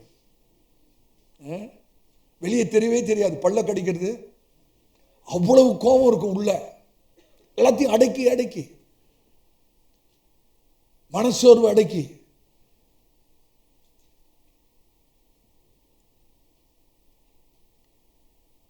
எல்லாவற்றையும் நம்ம அடக்கி அடக்கி அடக்கி வைக்கிறோம். நான் தாழ்மையா சொல்றேன், இதுல கர்த்தர் பிரியப்படுவார்னு நினைக்கிறீங்களா? சில ஆவிக்குரியவன் சொல்லுகிறவங்க என்ன தெரியுமா சொல்லுவாங்க? என்ன கஷ்டமானாலும் முகத்துல காமிக்காதீங்க, சிரிச்சுக்கிட்டே இருங்க, எப்போதும் பிரைஸ் தி லார்ட், கர்த்தருக்கு சோத்திரம் சோத்திரம் சொல்லிட்டு இருங்க, எல்லாம் சரியா போயிடும். எனக்கு அருமையான நண்பர்களே, நீங்க இப்படி செய்ததுனால ஆண்டவர் உங்க மேல சந்தோஷப்படுவார்னு நினைக்கிறீங்களா? இல்லை. ஆண்டவர் நம்ம நிஜமா இருக்க வேண்டும் என்று எதிர்பார்க்கிறார். போலியா இருக்கிறது ஆண்டோட சித்தம் அல்ல. உள்ள ஒன்றை வச்சுக்கிட்டு வெளியே நடிப்பு, ஒரு முகமுடி, கர்த்தரை எதிர்பார்க்கிறது அல்ல. அவ்வளவு உள்ள வேதனை இருக்கும், வெளியில அப்படியே சிரிப்பாங்க பாருங்க, ஒண்ணுமே நடக்காது போல. அது மாய்மாலம் தானே. கர்த்தர் அப்படிப்பட்ட காரியங்களை எதிர்பார்க்கிறது அல்ல. ஆண்டவர் நம்ம நிஜமா இருக்க வேண்டும் என்று விரும்புகிறார். நான் என்ன சொல்ல வரேன்னா, நம்முடைய வேதனையை மனுஷன்கிட்ட காமிக்க வேண்டாங்க. நம்முடைய வேதனையை என்னுடைய சமூகத்தில் கொட்டி விடுன்னு ஆண்டவர் சொல்றார். எவ்வளவுதான் உள்ளத்துல வேதனை துக்கம் இருந்தாலும் மனுஷன்கிட்ட கொட்டி பிரயோஜனமே இல்லை. எத்தனை பேர் அனுபவிச்சிருக்கீங்களோ தெரியல. உங்களுடைய வேதனை யார்ட்டையா சொல்லியிருக்கீங்களா? மனம் திறந்து யார்ட்னா இருதயத்தை கொட்டி இருக்கீங்களா? நீங்க அப்படி கொட்டி இருந்தா, கொட்டினவங்க என்னங்க, நீங்க போய் கொட்டினீங்க பார்த்தீங்களா ஒருத்தவங்கிட்ட, அவங்க என்ன சொல்லிங்க அனுப்புனாங்க? அதெல்லாத்தையும் அவங்க எடுத்துக்கிட்டாங்களா? நீங்க கொட்டினதெல்லாம் அவங்க எடுத்துக்கிட்டாங்களா? ஒரு நாள் எடுக்க மாட்டாங்க, எடுக்கவும் முடியாது, எடுக்கவும் மாட்டாங்க. என்ன தெரியுமா சொல்லுவாங்க? அப்படியா, இப்படி ஆயிடுச்சு, அவ்வளவுதாங்க சொல்ல முடியும். அதுக்கு மேல அவங்களால ஒண்ணுமே பண்ண முடியாது. மனுஷனிடத்தில் கொட்ட வேண்டிய அவசியம் இல்லை, காரணம், மனுஷன் நமக்கு ஒன்றும் செய்ய முடியாது. மனுஷன் வரம்புக்கு உட்பட்டவன். ஆனால் தான் பரிசுத்த வேதாம் சொல்றது, நாசியிலே சுவாசம் உள்ள மனுஷனை நம்புவதை பார்க்கிறோம் கர்த்தர் மேல் நம்பிக்கையா இருப்பது நல்லது. ஏன் தெரியுமா? இன்னைக்கு அந்த மனுஷனுக்கு நாசில சுவாசம் இருக்குங்க, நாளைக்கு அந்த சுவாசம் இல்லாம கூட போயிடும். சிலர் சொல்லியிருப்பாங்க, நீ கவலையே படாத பிரதர், நான் இருக்கிறேன், நான் பார்த்துக்கிறேன். நாளைக்கு அவர் உயிரோடு இருக்க மாட்டார். இதான் மனுஷனோட வாழ்க்கை, வரம்புக்கு உட்பட்ட மனுஷன். ஆனா நம்முடைய ஆண்டவரிடத்தில் நம்ம கொட்டுறோங்க, அவருடைய சமூகத்திலே நாம் கொட்ட வேண்டும். பழைய ஏற்பாட்டிலே அன்னாளை குறித்து நம்ம வாசிக்கிறோம். மிக மனசோர்வு, வேதனை, துக்கம் அடைக்கிறது, மலடியாயிருக்கிறார், பிள்ளை பாக்கியம் இல்லை. தன்னோட வேதனை யார்ட்டையும் சொல்ல முடியல. வேதனை திரும்ப சொல்றது, அந்த அன்னாள் தேவாலயத்தை நோக்கி ஓடி வருகிறார், தன்னுடைய இருதயத்தை ஆண்டுடைய சமூகத்திலே ஊற்றுகிறாள். அவளால சத்தமா கூட பேச முடியல, அவ்வளவு வேதனை. பரிசுத்த வேதம் சொல்றது, அவளுடைய உதடுகள் மாத்திரம் தான் அசைந்ததாம். உதடுகள் மாத்திரம் தான் அசை, சத்தம் கூட வெளியே வரல, அவ்வளவு வேதனை. ஆனா வேதம் என்ன திரும்ப சொல்லுகிறது, அன்னாள் தன்னுடைய இருதயத்தை தேவ சமூகத்திலே, கர்த்தருடைய சமூகத்திலே ஊற்றின பிறகு அவர் எழுந்திருக்கும் போது இனியும் அவருடைய முகம் துக்கமா இல்லை. துக்கத்தோடு கூட தான் வந்தாங்க, வேதனையோடு தான் கர்த்தருடைய சமூகத்தில் வந்தார். ஆனா இருதயத்தை ஊற்றி விட்ட பிறகு வேதம் சொல்கிறது, அவர் எழுந்திருக்கும் போது அவருடைய முகம் இனியும் துக்கமா இல்லை. துக்கமான முகம் சந்தோஷமா மாறி, நடிப்பு இல்லைங்க, பாசாங்க இல்லை, சந்தோஷம் போல இருக்கிறது போல இல்லை. கர்த்தருடைய சமூகத்தில் நடக்கிற விஷயத்தை நான் உங்களுக்கு சொல்லிட்டு இருக்கிறேன். தேவ சமூகத்தில் போய் நம்முடைய இருதயத்தை கர்த்தரிடத்தில் ஊற்றும் போது அவர் ரண வைத்தியராக இருக்கிறபடினாலே, காயம் கட்டுகிறவராக இருக்கிறபடினாலே, அவருடைய இருதயத்தை கர்த்தர் மாற்றி அவருடைய சமாதானத்தாலே என்னுடைய இருதயத்தை நிரப்பும் போது தானாக என்னுடைய முகம் மாறுகிறது. என்னுடைய துக்கமான முகம் சந்தோஷமாய் மாறுகிறது. இதுதாங்க அன்னாளுக்கு நடந்தது. துக்கத்தோடு வந்த அன்னாள் அன்னைக்கு மகிழ்ச்சியோடு கடந்து போகிறார்.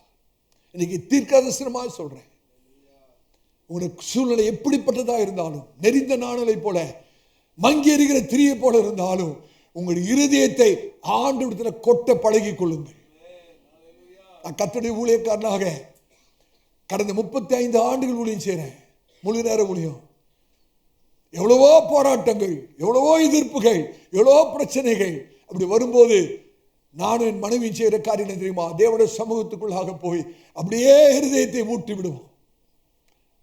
நாங்கள் அனுபவித்த காரியம் தெரியுமா, கர்த்தருடைய சமூகத்தை இருதயத்தை ஊற்றின பிறகு ஒரு பெரிய சமாதானங்க மனசுல, ஒரு பெரிய சமாதானம். இதை நான் விவரித்து சொல்லவே முடியாது. உலகம் கொடுக்க முடியாததும், உலகம் எடுக்க முடியாததும், எல்லா புத்திக்கு எட்டாத ஒரு பெரிய தேவ சமாதானம் நம்முடைய இருதயத்தை ஆட்கொள்கிறது. செய்து பாருங்க. மனுஷன்ட்ட போய் பிரச்சனையை சொல்றதை நிறுத்திடுங்க. எந்த மனுஷனும் உதவி செய்ய முடியாது. அதுக்கு மாறாக தேவ சமூகத்தில் வந்து உங்களுடைய இருதயத்தை ஊற்றுங்க. சங்கீதக்காரன் என்ன சொல்றாரு தெரியுமா? வாசிங்க, சங்கீதம் 62:8 வாசிங்க. சங்கீதம் 62ஆம் அதிகாரம் 8வது வசனம். ஜனங்களே, ஜனங்களே, எக்காலத்திலும் அவரை நம்புங்கள், எக்காலத்திலும் அவரை நம்புங்கள். அவர் சமூகத்தில், அவருடைய சமூகத்தில் உங்கள் இருதயத்தை ஊற்றி விடுங்கள். உங்களுடைய இருதயத்தை ஊற்றி விடுங்கள். தேவன் நமக்கு அடைக்கலமாய் இருக்கிறார். தேவன் நமக்கு அடைக்கலமாக இருக்கிறார். சபையாரே, உங்கள் இருதயத்தை தேவனிடத்துமாய் ஊற்றி விடுங்கள். மீண்டும் அந்த வசனத்தை வாசிங்க. ஜனங்களே, ஜனங்களே, எக்காலத்திலும் அவரை நம்புங்கள், எக்காலத்திலும் அவரை நம்புங்கள். அவர் சமூகத்தில், அவர் சமூகத்தில் உங்கள் இருதயத்தை ஊற்றி விடுங்கள். உங்கள் இருதயத்தை ஊற்றி விடுங்கள். தேவன் நமக்கு அடைக்கலமாய் இருக்கிறார். தேவன் நமக்கு அடைக்கலமா இருக்கிறார். கர்த்தருடைய சமூகத்தில் போயிட்டு, ஆண்டவரே எனக்கு வேதனையா இருக்குப்பா, எனக்கு துக்கமா இருக்கு ஆண்டவரே, எனக்கு கவலையா இருக்கு ஆண்டவரே, व्यसனமா இருக்கு ஆண்டவரே, கலக்கமா இருக்கு ஆண்டவரே, நீங்க எனக்கு உதவி செய்யுங்கன்னு சொல்லி ஆண்டவருடைய சமூகத்தில் உங்களுடைய இருதயத்தை ஊட்டிட்டீங்கன்னா கர்த்தர் பார்த்துக் கொள்வார். கர்த்தர் பார்த்துக் கொள்வார். நான் தாழ்மையா சொல்றேங்க, சில சமயத்தில் உங்களோட பிரச்சனையை மனுஷர்கிட்ட சொல்லும் போது மனுஷர்கள் நம்மை தவறாய் புரிந்து கொள்ள சாத்தியம் இருக்கிறது. There's a possibility that people misunderstand us. அது மாத்திரமல்ல, நீங்க யாருன்னா நம்பி சொல்லும் போது இவங்க எத்தனை பேர்ட்ட போய் சொல்லுவாங்கன்னு தெரியாது. நீங்க சொல்றதே சொன்னா பரவாயில்ல, நீங்க சொல்றதுக்கு 10 மடங்கு கட்டி சொல்லுவாங்க பாருங்க, 8 கட்டி. அது இன்னொரு இடத்துல இன்னொரு 10 பேருக்கு போய் சேரும் போது விஷயமே வேற மாதிரி ஆயிடும். அவசியமே இல்லைங்க. ஆண்டவர்ட்ட நம்முடைய இருதயத்தை ஊற்ற வேணும். நீங்கள் எப்படி உணர்கிறீர்கள் என்பதை நாம் கண்டிப்பாக தேவ சமூகத்தில் நம்முடைய இருதயத்தை ஊற்றி அதை சரி செய்ய வேண்டும். நம்முடைய சோர்விலிருந்து விடுதலை ஆக்கப்படணும். அந்த சோர்விலிருந்து விடுதலை ஆக்கப்படுகிறது சாத்தியம் எப்பன்னு கேட்டீங்கன்னா கர்த்தருடைய சமூகத்தில் தாங்க. நம்முடைய சோர்வு வேற எங்கேயும் விலகாது. நீங்க டிப்ரெஷன்ல அப்ரேஷன்ல ஒரு மனசோர்வில் இருப்பீங்களா, அந்த மனசோர்வு நீங்கக்கூடிய இடம் எது என்றால் தேவ பிரசனம் தான். சில பேர் அப்படியே உள்ள அடக்கி அடக்கி அடக்கி வச்சிருப்பாங்க பாருங்க, திடீர்னு அவங்களால ஒரு நாள் தாங்க முடியாம எரிமலை மாதிரி வெடிக்கும். பார்த்துருக்கீங்களா? அனுபவிச்சிருக்கீங்களா? ஆமென். அது எப்படி தெரியுமாங்க, ஒரு கோக் பாட்டில் பார்த்துருக்கீங்களா? கோக்கு அதை அப்படியே குலுக்கி திடீர்னு மூடியை திறந்து பாருங்க, கோக்கு பாட்டில் நல்லா குலுக்கிட்டு, கோக்கு பாட்டில் நல்லா குலுக்கின கோக்கு பாட்டில் மாதிரி திடீர்னு ஒரு ஆள் வருவார், டக்குன்னு மூடியை திறப்பாரு பாருங்க, அவர் மேலே அடிக்கும். இது காரணம் எல்லாத்தையும் நம்ம உள்ள வச்சு வச்சு வச்சு ஆண்டவர்ட்ட சொல்லாம, நம்முடைய இருதயத்தை ஆண்டவர்ட்ட ஊற்றாம எல்லாத்தையும் நமக்குள்ள அடக்கி வச்சிருக்கிறனால தான் இன்னைக்கு அவ்வளவு மன விரக்தி, சோர்வு, பலவீனம், அதனால வியாதி, வருத்தம், இரவிலே தூக்கம் இல்லாத ஒரு சூழ்நிலை. இன்னைக்கு ஆண்டவர் உங்களை பார்த்து சொல்ற, மகனே மகளே, ஒரு நாள் எல்லாவற்றையும் உங்களுக்குள்ள அடக்கி வைக்க வேண்டிய அவசியம் இல்லை. உங்களுடைய பாரத்தை சுமக்க நான் இருக்கிறேன். நான் உங்களை விசாரிக்கிறவரான அப்படின்னாலே உங்களுடைய எல்லா கவலைகளையும் பாரங்களையும் என்னுடைய சமூகத்தில் வைத்து விடு என்று கர்த்தர் சொல்றார். இன்னைக்கு ஆண்டவர் யார்கிட்ட சொல்றான்னு தெரியல, அவருடைய சமூகத்தில் வச்சிருங்க. தாவீது சொல்றாரு பாருங்க, அந்த வசனத்தை வாசிங்க. சங்கீதம் 18:6, சங்கீதம் 18ஆம் அதிகாரம் 6வது வசனத்தை வாசிங்க. எனக்கு உண்டான நெருக்கத்திலே கர்த்தரை நோக்கி கூப்பிட்டு, இதாங்க சரியான காரியம். எனக்கு உண்டான நெருக்கத்திலே கர்த்தரை நோக்கி கூப்பிட்டு. யாருங்க கூப்பிடணும்? நெருக்கத்தில் யாரை கூப்பிடணும்? எம்எல்ஏவா, கவுன்சிலரா, மினிஸ்டரா, போலீஸா? யாரும் உதவி செய்ய முடியாது. கர்த்தரை நோக்கி, என்னுடைய நெருக்கத்தில் கர்த்தரை நோக்கி கூப்பிட்டேன். என் தேவனை நோக்கி அபயமிட்டேன். தமது ஆலயத்திலிருந்து என் சத்தத்தை கேட்டார். என் கூப்பிடுதல் அவருடைய சந்நிதியில் போய் அவர் செவிகளில் ஏறிற்று. நம்மளோட பிரச்சனைன்னு வந்து ஆண்டவர்கிட்ட சொல்லும் போதுங்க, செவிசாய்த்து கேட்கிறவர் தான் நம்மளோட ஆண்டவர். மனைவிமார்கள் இருக்கீங்களா? சில சமயத்தில் உங்களோட வேதனையை கேட்க உங்களுடைய கணவனாருக்கு நேரம் கூட இருக்காதுங்க. எத்தனை விஷயம் கணவன்மார்கள், ஆமா போதும் இதே சொல்லிட்டு ஒவ்வொரு நாளும். கஷ்டம்னு சொன்னா புரிஞ்சுக்கிறதுக்கு மனுஷன் இல்லைங்க. மனைவியுடைய பிரச்சனையை புரிந்து கொள்ள கணவனுடைய மனநிலை இல்லை. அதே மாதிரி கணவன் ஏதாவது சொன்னா மனைவிக்கு அதை உட்கார்ந்து கேட்கறதுக்கு நேரம் கிடையாது. இன்னைக்கு அந்த சமுதாயத்திலாம் வாழ்றோம். யாரும் நம்முடைய பிரச்சனை கேட்கறதுக்கு கூட யாருக்கும் நேரம் இல்லை. ஆனா நம்முடைய ஆண்டவர் பிரச்சனைன்னு அவருடைய சமூகத்தில் போனா செவி சாய்த்து கேட்கிறவர், செவியை சாய்த்து கேட்கிறவர். எத்தனை சமயத்தில் சொல்லியிருக்கோம், ஆண்டவர் இருக்கிறாரா? ஆண்டவர் என்னுடைய ஜெபத்தை கேட்கவே இல்லையே. அநேக சமயத்தில் சீஷர்களை போல மார்க் 4 எழுதப்பட்டிருக்கிற சீஷர்கள் படகுகளை பிரயாணப்படுகிறார்கள். பயங்கர புயல் காற்று வீசுகிறது, படகு அலசடிப்படுகிறது, படகு மூழ்கிவிடுமோ என்ற ஒரு பயம் ஏற்படுகிறது. ஆண்டவர் பின்னணியத்திலே தலையணையை வைத்து நித்திரையா இருந்தான்னு போட்டிருக்கு. ஆனா நித்திரையா இல்ல. அவர் எப்படி பாஸ்டர் உங்களுக்கு தெரியும்? போய் பார்த்துட்டு வந்தீங்களா? அவர் நித்திரையாவா இருந்தாரு. ஏன் நித்திரையா இல்லைன்னு சொல்றேன்? அந்த பகுதியை நீங்க வீட்டில் போய் பார்த்து பாருங்க. மார்க் 4 அவர் தலையணையை வைத்து பின்னணியத்திலே நித்திரையா இருந்தார்னு பைபிள் எழுதியிருக்கு. ஆனா நான் இன்னைக்கு சொல்றேன், அவர் நித்திரையா இல்லை. அவர் விழித்து கொண்டுதான் அப்படியே படுத்துட்டு இருக்கிறார். எப்ப என் ஜனம் என்னை நோக்கி கூப்பிடும், நான் எழுந்து பதில் தரலாம். ஏன் அப்படி சொல்றேன்னா, அந்த பகுதியை நீங்க வாசித்தீங்கன்னா அவர் விழித்துன்னு இருக்காது, அவர் எழுந்துன்னு இருக்கும். அவர் தூங்கிட்டு இருந்தா என்ன பண்ணிருப்பாரு? விழித்து இருப்பாரு. ஆனா அவர் தூங்கிட்டு இல்ல, சும்மா படுத்துக்கிட்டு சூழ்நிலைய பார்த்துக்கிட்டு, ஜனம் என்னைக்கு என்னை கூப்பிடும், என்னுடைய சீஷர்கள் என்னைக்கு என்னிடத்துல வருவார்கள் அப்படின்னு காத்துக்கிட்டே இருக்கார். இப்ப சீஷர்கள் சொல்றாங்க, ஆண்டவரே நாங்க மடிந்து போறோமே, உமக்கு கவலை இல்லையா? ஆண்டவரே நாங்க மடிந்து போறோமே, உமக்கு கவலை இல்லையா? வேதம் சொல்றது, ஆண்டவர் எழுந்து காற்றை அதட்டி அமைதலாயிரு, இறையாதே என்று சொன்ன போது ஒரு பெரிய ஒரு அமைதல் உண்டாயிற்று. அன்னைக்கு கர்த்தர் ஊழியக்காரனா சொல்றேன், தயவுசெய்து கவனிங்க. கூப்பிடுற வரைக்கும் ஆண்டவருக்கு மௌனமா இருக்க தெரியும். நீங்க கூப்பிடுற வரைக்கும் ஆண்டவருக்கு மௌனமா இருக்க தெரியும். ஒரு வாரம் மௌனமா இருக்க தெரியும், அவருக்கு ஒரு மாசம் மௌனமா இருக்க தெரியும், ஒரு வருஷம் மௌனமா இருக்க தெரியும், 10 வருஷம் கூட மௌனமா இருக்க தெரியும். ஆண்டவர் நம்மிடத்தை எதிர்பார்க்க என்ன தெரியுமா? என்னுடைய மகன், என்னோட மகள் என்னை கூப்பிடணும், என்னை கூப்பிடணும். அந்த சீஷர்கள் கூப்பிட்ட மாத்திரத்தில் அவர் எழுந்து கடலை அதட்டி காட்டை அதட்டி ஒரு பெரிய சமாதானம், ஒரு பெரிய சமாதானம். இன்னைக்கு கர்த்தர் சொல்றார், மகனே மகளே, நீ மடிந்து போகிறது என்னோட சித்தம் அல்ல, உனக்கு சமாதானத்தை தருகிறது என்னோட சித்தம். ஆனா நீங்க என்னை கூப்பிடணும், என்னை கூப்பிடணும். எத்தனை பேர் தீர்மானம் பண்ண முடியும்? ஆண்டவரே நான் உம்மை கூப்பிடுறேன்ப்பா.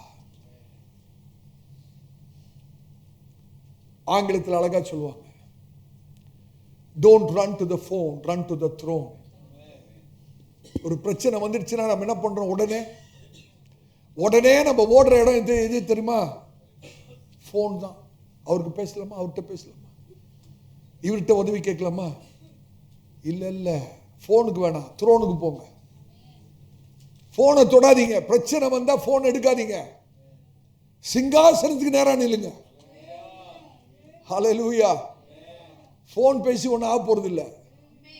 ஆனா சிங்காசனத்துக்கு போய் நின்றா காரியங்கள் மாறும், காரியங்கள் மாறுங்க. அந்த சூஷா நகரத்தை கொஞ்சம் யோசிச்சு பாருங்க, கலங்கி நிற்கிறது. சூஷா நகரம் கலங்கி நிற்கிறது. எஸ்தர் புஸ்தகத்தில் யூதர்கள் எல்லாரும் அழிக்கப்பட போகிறார்கள். அப்படியே சூஷா நகரமே திகில்ல, வேதனையில, துக்கத்துல. காரணம், எல்லா யூதர்களும் அழிக்கப்பட போகிறார்கள். அந்த லெட்டர் ராஜா சைன் பண்ணிட்டாருங்க, யூதர்கள் அழிக்கப்பட போறாங்க. இந்த சூழ்நிலையில எஸ்தர் உபவாசம் பண்றாங்க, கர்த்தரை நோக்கி பார்க்கிறாங்க. கர்த்தருக்கு பயந்த யூதர்கள் கர்த்தரை நோக்கி கர்த்தரை தேடுகிறார்கள். வேதம் என்ன திரும்ப சொல்றது? காரியம் மாறுதலாய் முடிந்தது. எந்த காரியத்தை ராஜா எழுதி சைன் பண்ணி அனுப்பினாரோ அதே காரியத்தை வாபஸ் வாங்கிட்டு புது ஒரு ஆர்டர் பாஸ் பண்ணி, புது ஒரு ஆர்டர் பாஸ் பண்ணி. அந்த புது ஆர்டர் என்ன தெரியுமா? ஒரு யூதனும் சாகக்கூடாது. யூதனுக்கு விரோதமா எழுப்பின அத்தனை பேர் அழிக்கப்பட வேண்டும். வேதம் சொல்லுது, எந்த சூஷா நகரம் கலங்கி நின்றதோ அதே சூஷா நகரம் மகிழ்ந்து களி கூர்ந்தது. பெரிய மகிழ்ச்சிங்க சூஷா நகரத்தில், பெரிய மகிழ்ச்சி. கர்த்தர் இடைப்பட்டார், கர்த்தர் குறுக்கிட்டார்.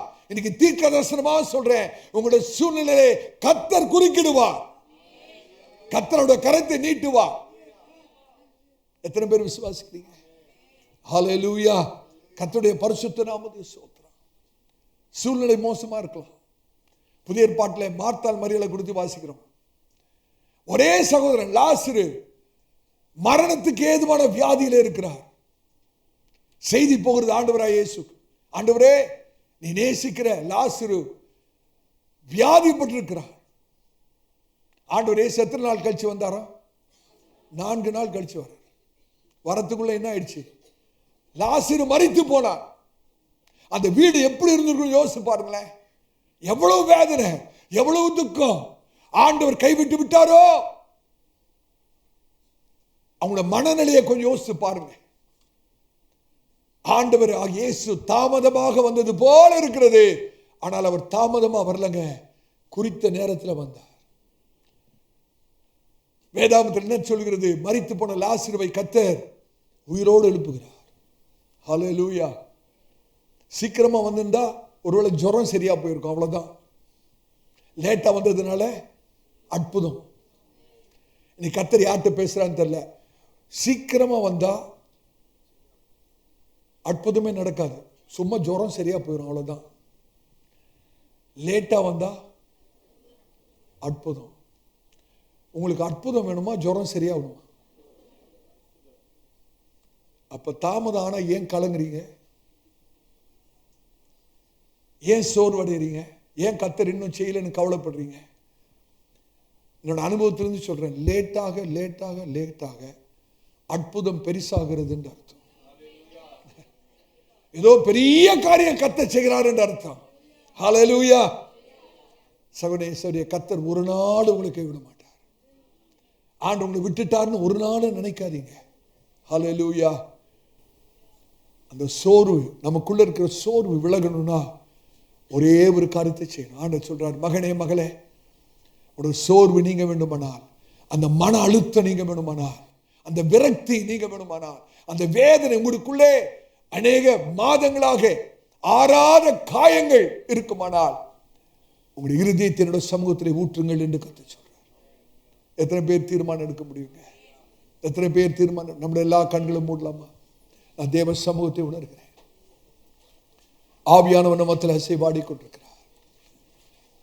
தேவ சமூகம் இங்க இருக்கிறது. ஆண்டவர் நம்மிடத்தில் பெரிய காரியத்தை எதிர்பார்க்கல.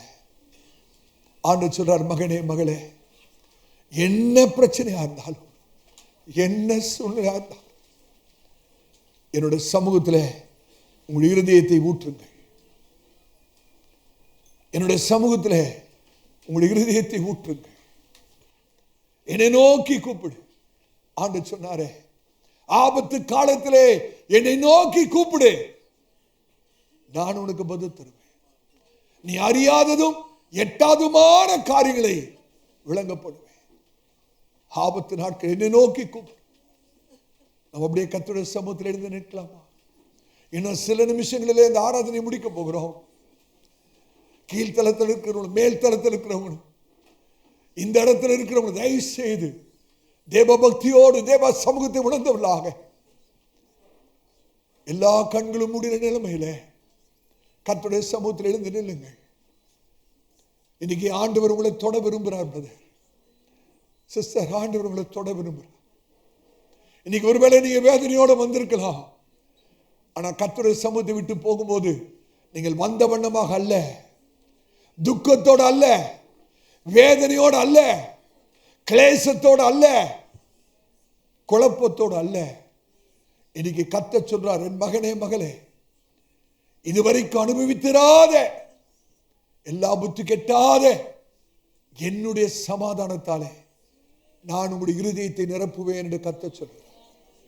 நன்றி ஆண்டவரே, என்னுடைய சமாதானத்தை நான் உங்களுக்கு தருகிறேன். தேவ சமூகம், தேவ பிரசன்னம். Thank you Lord.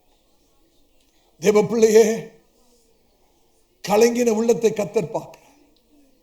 மகளே, நீங்க சொல்லலையா, என்னை யாருமே புரிந்து கொள்ள மாட்டாங்க, என்னை யாருமே புரிந்து கொள்ள மாட்டாங்க, வேதனையா இருக்கு.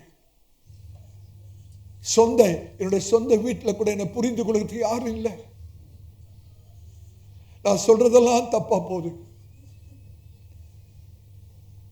என்னை புரிந்து கொள்வார் யாரும் இல்லை.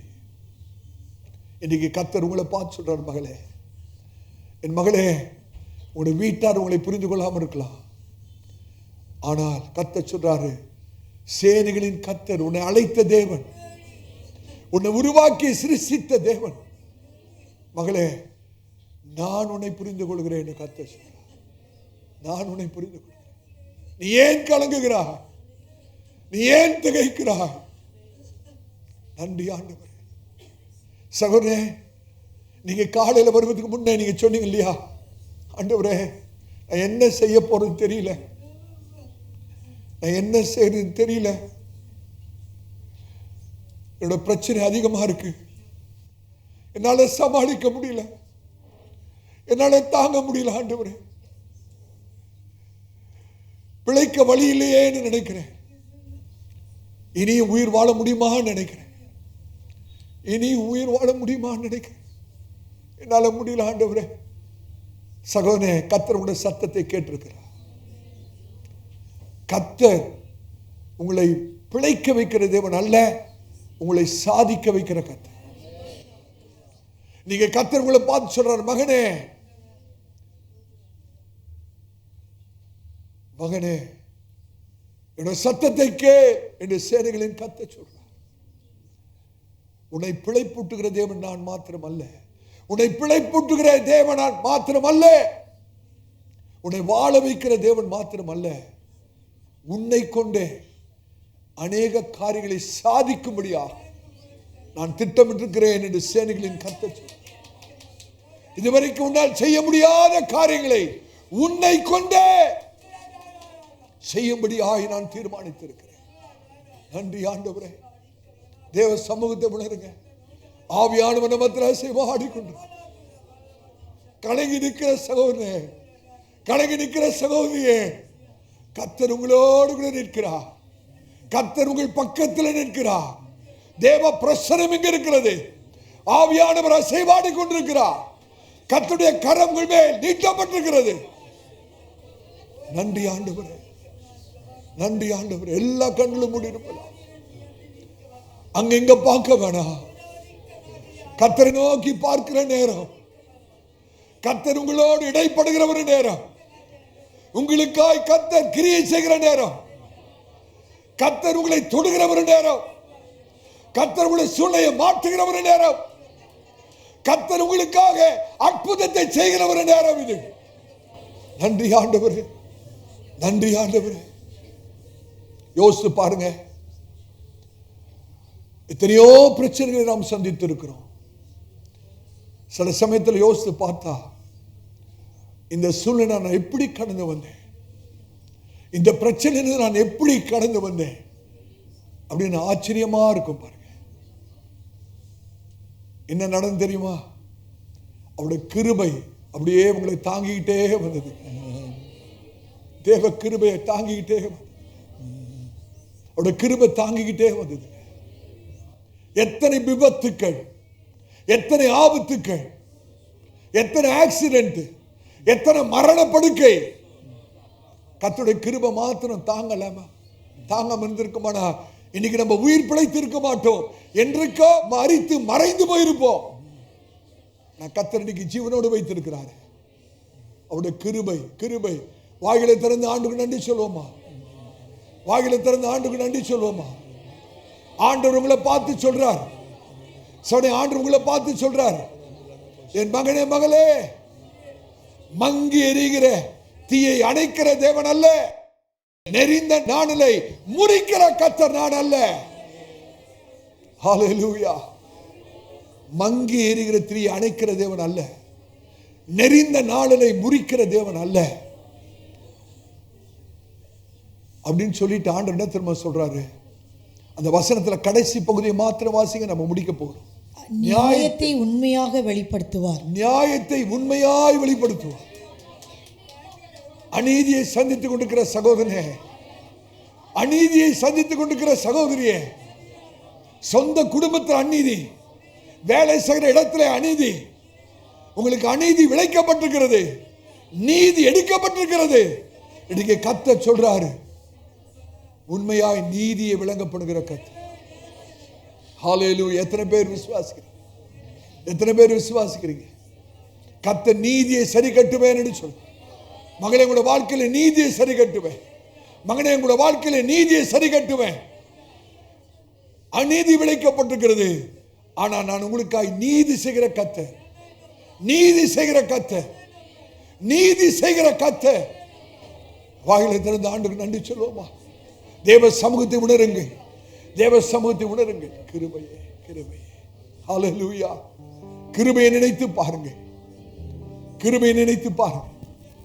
எத்தனை விஷயம் ஆண்டவரே, இனிமேலும் வாழ முடியாதுப்பா, இனியிலும் தாங்க முடியாத ஆண்டவரே, பலன் இல்லை ஆண்டவரே என்று சொன்ன நாட்கள் அநேகம். ஆனா கர்த்தர் கிருபையினால நடத்தி வந்தார். இன்னைக்கு ஆண்டவர் சொல்றார், மகனே மகளே, கலங்காதே, நான் உன் தேவன், திகையாதே, நான் உனக்கு சகாயப்படுவேன். மனித உதவி அற்று போகும் போது, எல்லா மனித உதவியும் அற்று போகும் போது உன்னோட உதவி என்னிடத்திலிருந்து வரும் என்று கர்த்தர் சொல்றார். உன்னுடைய சகாயம் என்னிடத்திலிருந்து வரும் என்று சேனைகளின் கர்த்தர் சொல்றார். நன்றி ஆண்டவரே, ஸ்தோத்திரம்.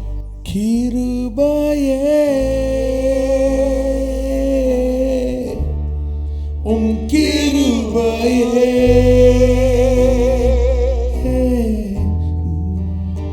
நித்தம் என்னை சுமந்தது உம் கிருபையே, கிருபையே உம் கிருபையே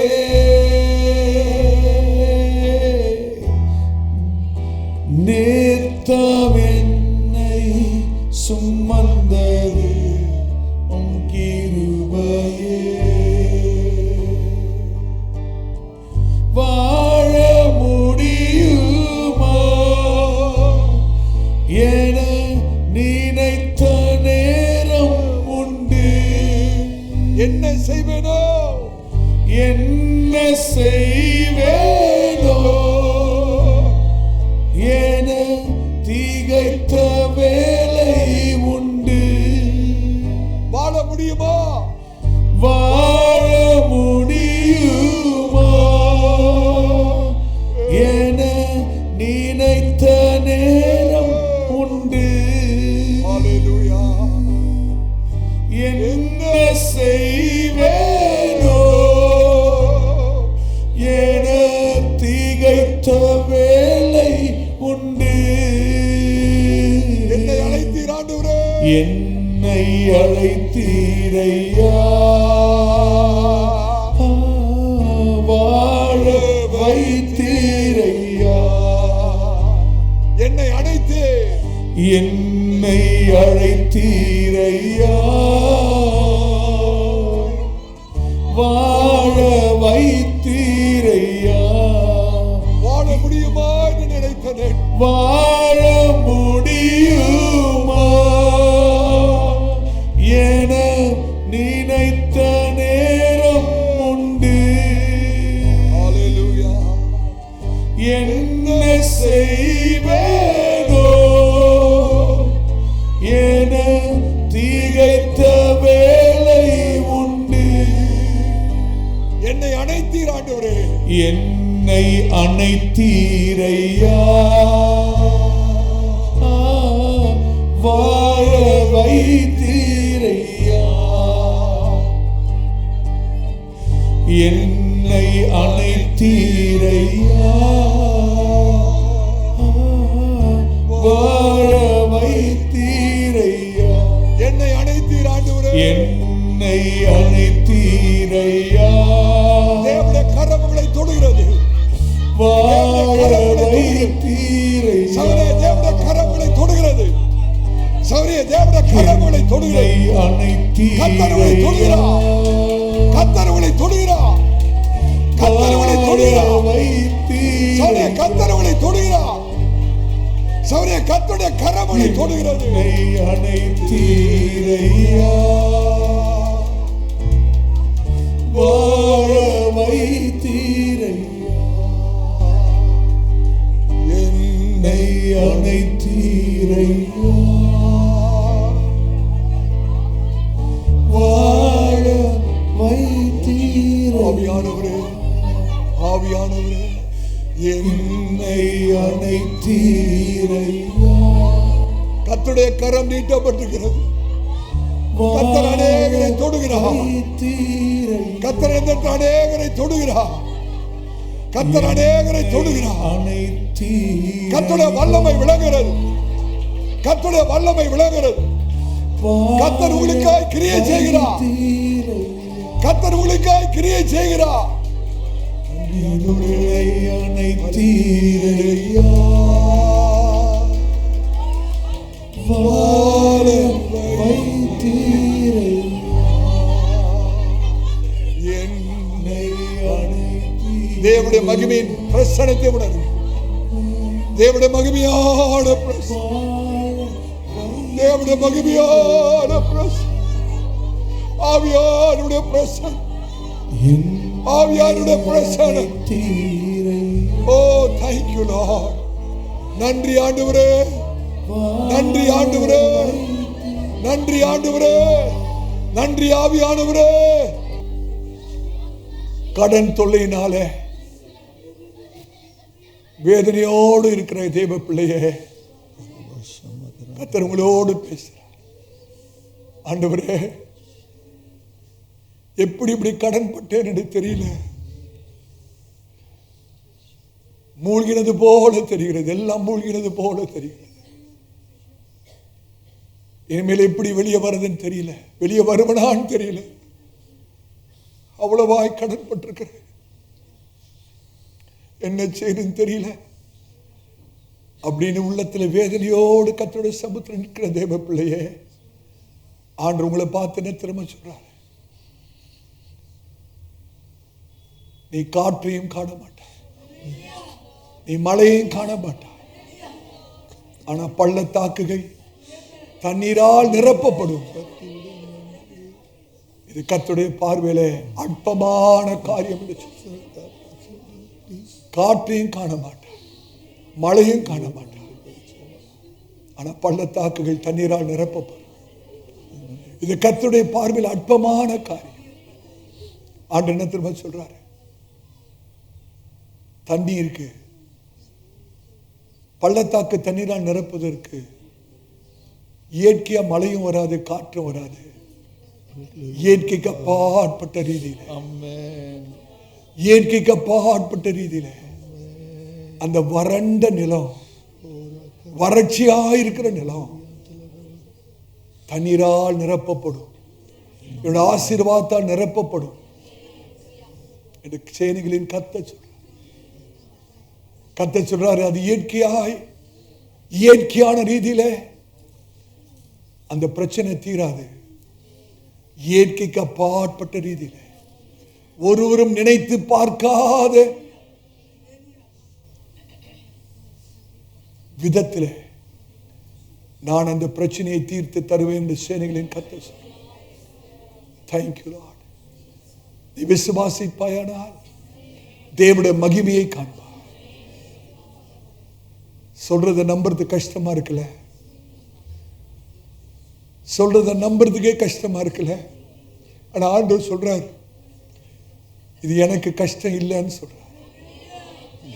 உங்களுக்கு நம்புறது கஷ்டமா இருக்கு, ஆனா இந்த காரியம் எனக்கு கஷ்டம் அல்ல, என்னால் செய்யக்கூடாத காரியம் உண்டோ என்று சேனைகளின் கர்த்தர் சொல்றார். நன்றி ஆண்டவரே. அருமையான தாயே, தகப்பனே, உங்களுடைய பிள்ளைகளை குறித்து பாரப்பட்டிருக்கிறேன். என்னோட பிள்ளையோட நிலைமை என்ன ஆகுமோ, என்னோட பிள்ளைகளுடைய எதிர்காலம் எப்படி இருக்குமோ, தேங்குற நிலையில் இருக்கிறது, பிள்ளைகளுடைய வாழ்க்கையில முன்னேற்றம் இல்லையே என்று கலங்கி நிற்கிற தாயே, தகப்பனே, கர்த்தர் சொல்றார், உடைய பிள்ளைகள் என்னுடைய கரத்தில் இருக்கிறார், நான் அவர்களுக்கு சகாயம் பண்ணுவேன். உடைய பிள்ளைகள் என்னால் ஆசீர்வதிக்கப்படுவார்கள், என்னுடைய பிள்ளைகள் என்னால் ஆசீர்வதிக்கப்படுவார்கள். பிள்ளைகள் ஆசீர்வதித்து உயர்த்தப்படுகிறதை உடைய கண்கள் காணும் என்று சேனைகளின் கர்த்தர் சொல்றார். Thank you Lord. நன்றி ஆண்டவரே, நன்றி ஆண்டவரே, நன்றி ஆண்டவரே. கர்த்தர் யாரோ ஒரு நபரிடத்துல பேசுறார். உங்களோட வியாபாரம் எல்லாம் சரிந்து நஷ்டப்பட்டு, கர்த்தர் யார் இடத்துல பேசுறான்னு தெரியல, வியாபாரத்துல ஒரு பெரிய சரிவு, எல்லாம் நஷ்டப்பட்ட நிலைமையில, எல்லாவற்றையும் இழந்த நிலைமையில் இருக்கிற தேவ பிள்ளையே, கர்த்தர் சொல்றான், நீ இழந்த எல்லாவற்றையும் நான் திரும்பி தருவேன் என்று சேனைகளின் கர்த்தர் சொல்றார். நீ இழந்த எல்லாவற்றையும் நான் திரும்பி தருவேன் என்று சேனைகளின் கர்த்தர் சொல்றார். நன்றி ஆண்டவரே, நன்றி ஆண்டவரே, நன்றி ஆண்டவரே, நன்றி ஆண்டவரே. Thank you Lord. வேலை இழந்து நிற்கிற தேவ பிள்ளையே, நல்ல வேலை இருந்தது, இப்ப இல்ல. நீங்க கர்த்தர் சொல்றார், நான் வாசலை திறப்பேன், ஒருவரும் பூட்டக்கூடாதபடி திறக்கிறவர் நான், ஒருவரும் பூட்டக்கூடாதபடி திறக்கிற கர்த்தர். உனக்கென்று வாசலை நான் திறப்பேன் என்று சொல். உனக்கென்று நான் வாசலை திறக்கும் போது ஒரு மனுஷனும் அதை அடைக்க முடியாது என்று சேனைகளின் கர்த்தர் சொல். நன்றி ஆண்டவரே, நன்றி ஆண்டவரே, நன்றி ஆண்டவரே, நன்றி ஆண்டவரே. சரீரத்தில் பலவீனப்பட்டு, ஆண்டவரே சரீரத்தில் எனக்கு பலன் இல்லை, அதிகமான பலவீனத்தை உணர்கிறேன், என்னால் ஒன்றுமே செய்ய முடியவில்லை என்று சொல்கிற தேவ பிள்ளையே, இன்னைக்கு கர்த்தருடைய கரம் உங்களை தொடுகிறது. கர்த்தர் ஒரு புதிய பலனை தருகிறார். கர்த்தர் ஒரு புதிய பலனை தருகிறார். அவருடைய பலத்தினாலே கர்த்தர் உங்களை இடை கட்டுகிறார். கர்த்தருடைய புதிய பலன் உங்கள் மேல் வந்து இறங்குகிறது. நீங்கள் வந்த வண்ணமாய் செல்கிறது அல்ல, புதிய பலத்தோடு, புதிய ஆரோக்கியத்தோடு, புதிய சுகத்தோடு கர்த்தர் இந்த இடத்தை விட்டு உங்களை கலைந்து போக செய்வேன் என்று சொல்லுகிறார். நன்றி ஆண்டவரே, நன்றி ஆண்டவரே, உம்மை ஸ்தோத்திரிக்கிறோம், உம்மை ஸ்தோத்திரிக்கிறோம், உம்மை ஸ்தோத்திரிக்கிறோம். கர்த்தர் யாரோ ஒரு நபரிடத்தில் பேசுகிறார். நீங்க சொல்றீங்க, ஆண்டவரே எந்த காரணம் இல்லாமல் என்னை எதிர்க்கிறார்கள், எனக்கு விரோதமாக எழும்பி இருக்கிறார்கள், அவனுக்கு நான் எந்த தீங்குமே செய்யல ஆண்டவரே, நன்மை தான் செய்தேன், எந்த காரணம் இல்லாமல் என்னை எதிர்த்திருக்கிறார்கள், எனக்கு விரோதமாய் பேசுகிறார்கள், எனக்கு விரோதமாய் கிரியை செய்கிறார்கள். கர்த்தர் சொல்றார், மகனே மகளே, தேவ பிள்ளையே, நீ அதை குறித்து கவலைப்படாதே, நீ பயப்படாதே, நான் உன்னோடு கூட இருக்கிறேன், நான் உன்னோடு கூட இருக்கிறேன். உனக்கு விரோதமாய் உருவாக்கப்படும் எந்த ஆயுதமும் வாய்க்காது, உனக்கு விரோதமாய் உருவாக்கப்படும் எந்த ஆயுதமும் வாய்க்காது. சேனைகளின் கர்த்தர் சொல்றார். நன்றி ஆண்டவரே, உம்மை ஸ்தோத்திரிக்கிறோம். எல்லாரும் வாய்களை திறந்த ஆண்டுகள் நன்றி சொல்லலாம். ஓ தேங்க்யூ லார்ட். வாய்களை விரிவாய் திறந்து உள்ளத்தின் ஆழத்திலிருந்து ஆண்டுகள் நன்றி சொல்லுங்க. நன்றி ஆண்டவரே, உம்மை ஸ்தோத்திரிக்கிறோம், உம்மை ஸ்தோத்திரிக்கிறோம், உம்மை ஸ்தோத்திரிக்கிறோம். எங்களை அதிகமாக நேசிக்கிற அன்பின் பிதாவே, ஆசீர்வதிக்கப்பட்ட இந்த மத்தியான வேளைக்கு ஆய் ஸ்தோத்திரம். ஆராதனை துவக்கத்திலிருந்து மட்டுமாய் கர்த்தர் கூட இருந்து எங்களோடு இடைப்பட்டதுக்கு ஆய் ஸ்தோத்திரம். எங்களோடு பேசி நம்முடைய நல் வார்த்தைகளுக்கு ஆய் ஸ்தோத்திரம். எங்களை முற்றிலுமாய் தாழ்த்துக்கிறோம். நாங்கள் சிறுக வேணும், நீங்க மாத்திரம் பெருகணும் ஆண்டவரே. கூடி வந்த சபையாரை கர்த்தர் ஆசீர்வதிங்க, ஒவ்வொருவரையும் ஆசீர்வதிங்க, அவருடைய குடும்பத்தை ஆசீர்வதிங்க, அவருடைய பிள்ளைகளை ஆசீர்வதிங்க ஆண்டவரே. கைட்டு செய்கிற காரியங்களை வாய்க்க பண்ணி ஆசீர்வதிங்கப்பா. எல்லாவற்றுக்கும் மேலாக தேவ பிரசன்னம் எங்களோடு கூட கடந்து வர வேண்டும் ஆய்ச்சிக்கிறோம். உடைய நாமம் ஒன்று மாத்திரம் மகிமைப்படுவதாக. இயேசு கிறிஸ்துவின் நாமத்தில் ஜெபம் கேளும் எங்கள் நல்ல பிதாவே. நம்முடைய கர்த்தராகிய இயேசு கிறிஸ்துவின் கிருபையும் பிதாவுடைய தேவனுடைய அன்பும் பரிசுத்த ஆவியினுடைய அந்யோன்ய ஐக்கியமும் நம் அனைவருக்கும் கூட இன்றும் என்றும் சீக்கிரமாய் வரப்போகிற ஆண்டவராகிய இயேசு கிறிஸ்துவின் வருகை பரிதம் இருப்பதாக. ஆமென், ஆமென். கர்த்தர் உங்களை ஆசீர்வதிப்பார். கர்த்தர் இன்று பிரசங்கிக்கப்பட்ட கர்த்தருடைய வார்த்தையினால் நீங்கள் ஆசீர்வதிக்கப்பட்டு இருப்பீர்கள் என்று நம்புகிறோம். நமது திருச்சபையின் ஞாயிறு ஆராதனை நேரங்கள்: ஆங்கில ஆராதனை காலை 7 மணிக்கு நடைபெறும். தமிழ் ஆராதனை காலை 10:30 மணிக்கு நடைபெறும். இருமொழி வேத பாடம் மாலை 6 மணிக்கு நடைபெறும். நம் திருச்சபையின் விலாசம்: அப்போஸ்தல கிறிஸ்தவ சபை, பெரம்பூர் ஊழியங்கள், 74 வல்லாடு தெரு, அகரம், சென்னை 6,82,000. தனிப்பட்ட ஜெபத்திற்கு தொடர்பு கொள்ள வேண்டிய அலைபேசி எண்கள் 95 66262203 மற்றும் ஒரு எண் 9551648083. மேலும் ஒரு எண் 9941447894.